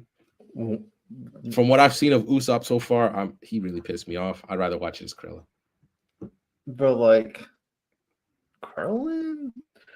Oh man. I'm not going. The love story between him and 18 would carry for me. That's just me. And also, he does have great moments. Like get to 18 first. Like there's still a lot. He does also have great moments. What he does in Namek is very notable and should be praised. As a side character, we're talking about MC Krillin. I mean, look, man. MC means that man has to beat Vegeta in the Saiyan arc. I'm gonna say Usopp with One Piece, because even if Usopp sucks, he can build a crew that's good enough to do everything for him. Okay, and then the next one, and then Ty, do you have an answer? Not really. He said, "I'm good on both." Then the last post is, how would y'all rank the main cast of Yu Yu Hakusho, Black Clover, Dragon Ball Z, and One Piece? Main cast, like Black Clover, Dragon Ball, Yu Yu Hakusho. What was the 4th one? So it's Yu Yu Hakusho, Black Clover, Dragon Ball Z, and One Piece. One Piece.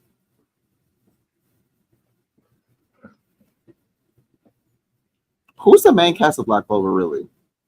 Like The the Black Black Bulls? Bulls and Yuno. Okay. So One Piece.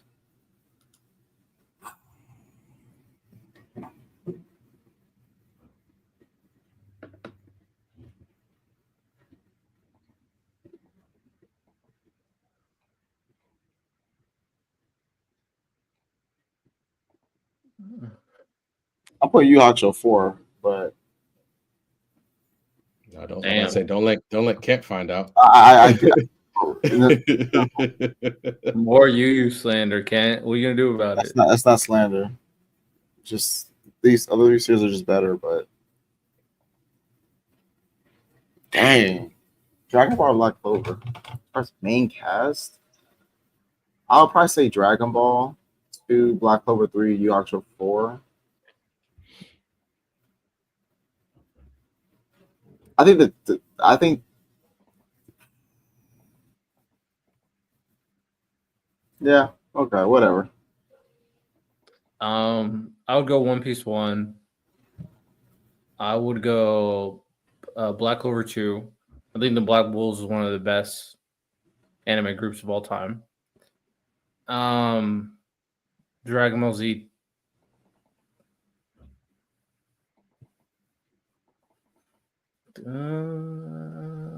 Dragon Ball Z, Yu Yu Hakusho, Dragon Ball Z, Yu Yu Hakusho. Dragon Ball Z. See, I don't want Kent to come after me, you know. Like I like Yusuke. I think he's cool. I think Hiei's cool. I think Kurama, I think that's his name, is cool. I think Kuwabara is cool.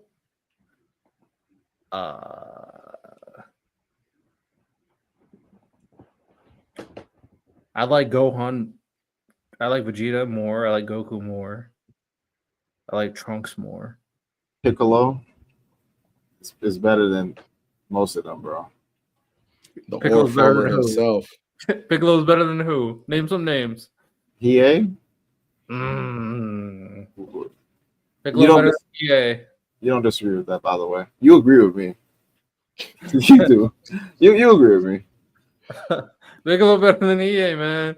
No, Riddell, you agree. I'm saying your take. I'm telling you your take. Oh, you tell. That you think that Piccolo is better than EA. And I agree with you, by the way. I say nothing. I will say Dragon Ball Z is 3, and I will say Yu Yu Hakusho is 4. It's been a while since I've seen Yu Yu Hakusho, and I wasn't really attached to the main cast that much. So, All right then, and that's it. What else? Anything else we want to add before we get on out of here? I will reveal a new game that I just created because I like to create these games. They're fun. So I have a new segment for next week. We'll test it out, see how it goes. So I might call it Nostalgia Wars. I'm gonna have everybody. I'm gonna pick a anime fight from the 80s, the 90s, the 2000s, the 2010s, and 2020s. I'm gonna have all of you guys watch all 5 fights. And then we're gonna come on the pod and see if nostalgia holds up. Which anime fight is better? We're gonna rank them. Say if you're watching Ten Gear Tower, you already know what I'm gonna rank number 1. I might watch that just to watch it. But yeah, all right. You heard what we're gonna be doing next week. Nostalgia Wars by Riddell. Thank you guys so much. Obviously we didn't have the full cast here today. Just life came up. But this was a fun conversation. I would like to revisit this again with everybody, just kind of real quick, but this was a lot of fun. Make sure you follow us on our social medias, Instagram, Facebook. I know we're on Kick, Twitch. What am I missing? Twitter, Threads. We're everywhere, basically. We're everywhere. Make sure you like, share, and follow this video on YouTube. And thank you guys so much for rocking with us, especially when we don't have everybody here. This has been a lot of fun. And take care of yourselves. And we will see you guys next week. I'm pretty sure we have open dojo next week. Do we have anything coming up this week, Riddell, at all? Besides our Lord of Mystery reviews on Sundays and our To Be Hero X reviews as well. And also, I'm starting to drop my journey through One Piece on the Patreon. Also, make sure you go join us on our Patreon because we be dropping a lot of stuff there. So we got a lot of things going on for y'all. We'll probably drop a lot of content over there, to be honest. Me and Miles need to lock back in on Game of Thrones and finish up season 5, I think we're on. The 2BRX full reactions will be over there. Reviews, I don't know, not so much, but make sure you guys focus on the Lord of Mystery reviews we'll be doing over here. And then starting next week, Saturday, we're going to start dropping more Tower of God content again as we're talking about one of the greatest manga of all time. And then also this weekend, a lot of wrestling. Also, Superman comes out. So Superman comes out, Evolution, Great American Bash, Saturday night's main event, AEW All In. That's a lot. That is a lot. I was thinking about watching All In for the first time because I've never seen an AEW pay-per-view. I think Evolution is the build toward it could have been way better. It's like they just forgot it was happening, and then they just scrambled to make matches, especially after Liv got hurt. Yeah, they just didn't have a lot of time, but I'll be watching Evolution. I probably will be watching a streamer while I watch All In and all that stuff. And then I might, depending on how much of a broke boy I want to be, I might try to watch Superman on Sunday. Because I feel like we should talk about it on Tuesday. Early returns are very, very positive about the movie. It looks good. Even the trailers look very good. The guy who's Superman, he's very good. I think Henry Cavill is going to be forever underrated because he was hoed by the powers that be at DC. But the new guy who's replacing him is very good. Yeah, at first I didn't buy it, but I'm not gonna lie. Once he started building out that frame and getting jacked, he fits. He looks like a good Superman. He looks like Henry Cavill. So, I'm all for it. See what they plan to do. It should be a lot of great content in the weekend, and obviously the NFL is right around the corner. 60 days, Riddell. 60 days. Can't Nine Sundays until football kicks off again. But thank you guys so much for watching. We will see you guys next week. Bye, guys. We hope you enjoyed this episode of the Black Sensei Society podcast. With that said, make sure you guys like the video. Make sure you guys subscribe to the channel and turn the notification bell on so you never miss any content we like to drop. We want to do as much as possible. And if you want to join the community, you can also go to our Discord, go to our link tree, and be a part of it. We have a lot of great conversations in there. And we're doing a lot of fun things in there. Events, getting your opinions for content and videos, tournaments where we have cash prizes. So make sure you guys join the Discord and rate it 5 stars for the podcast on Spotify and Apple Podcasts. We really do appreciate you as we continue on our grind. With that said, ladies and gentlemen, hope you guys enjoyed. You have a good one. Peace.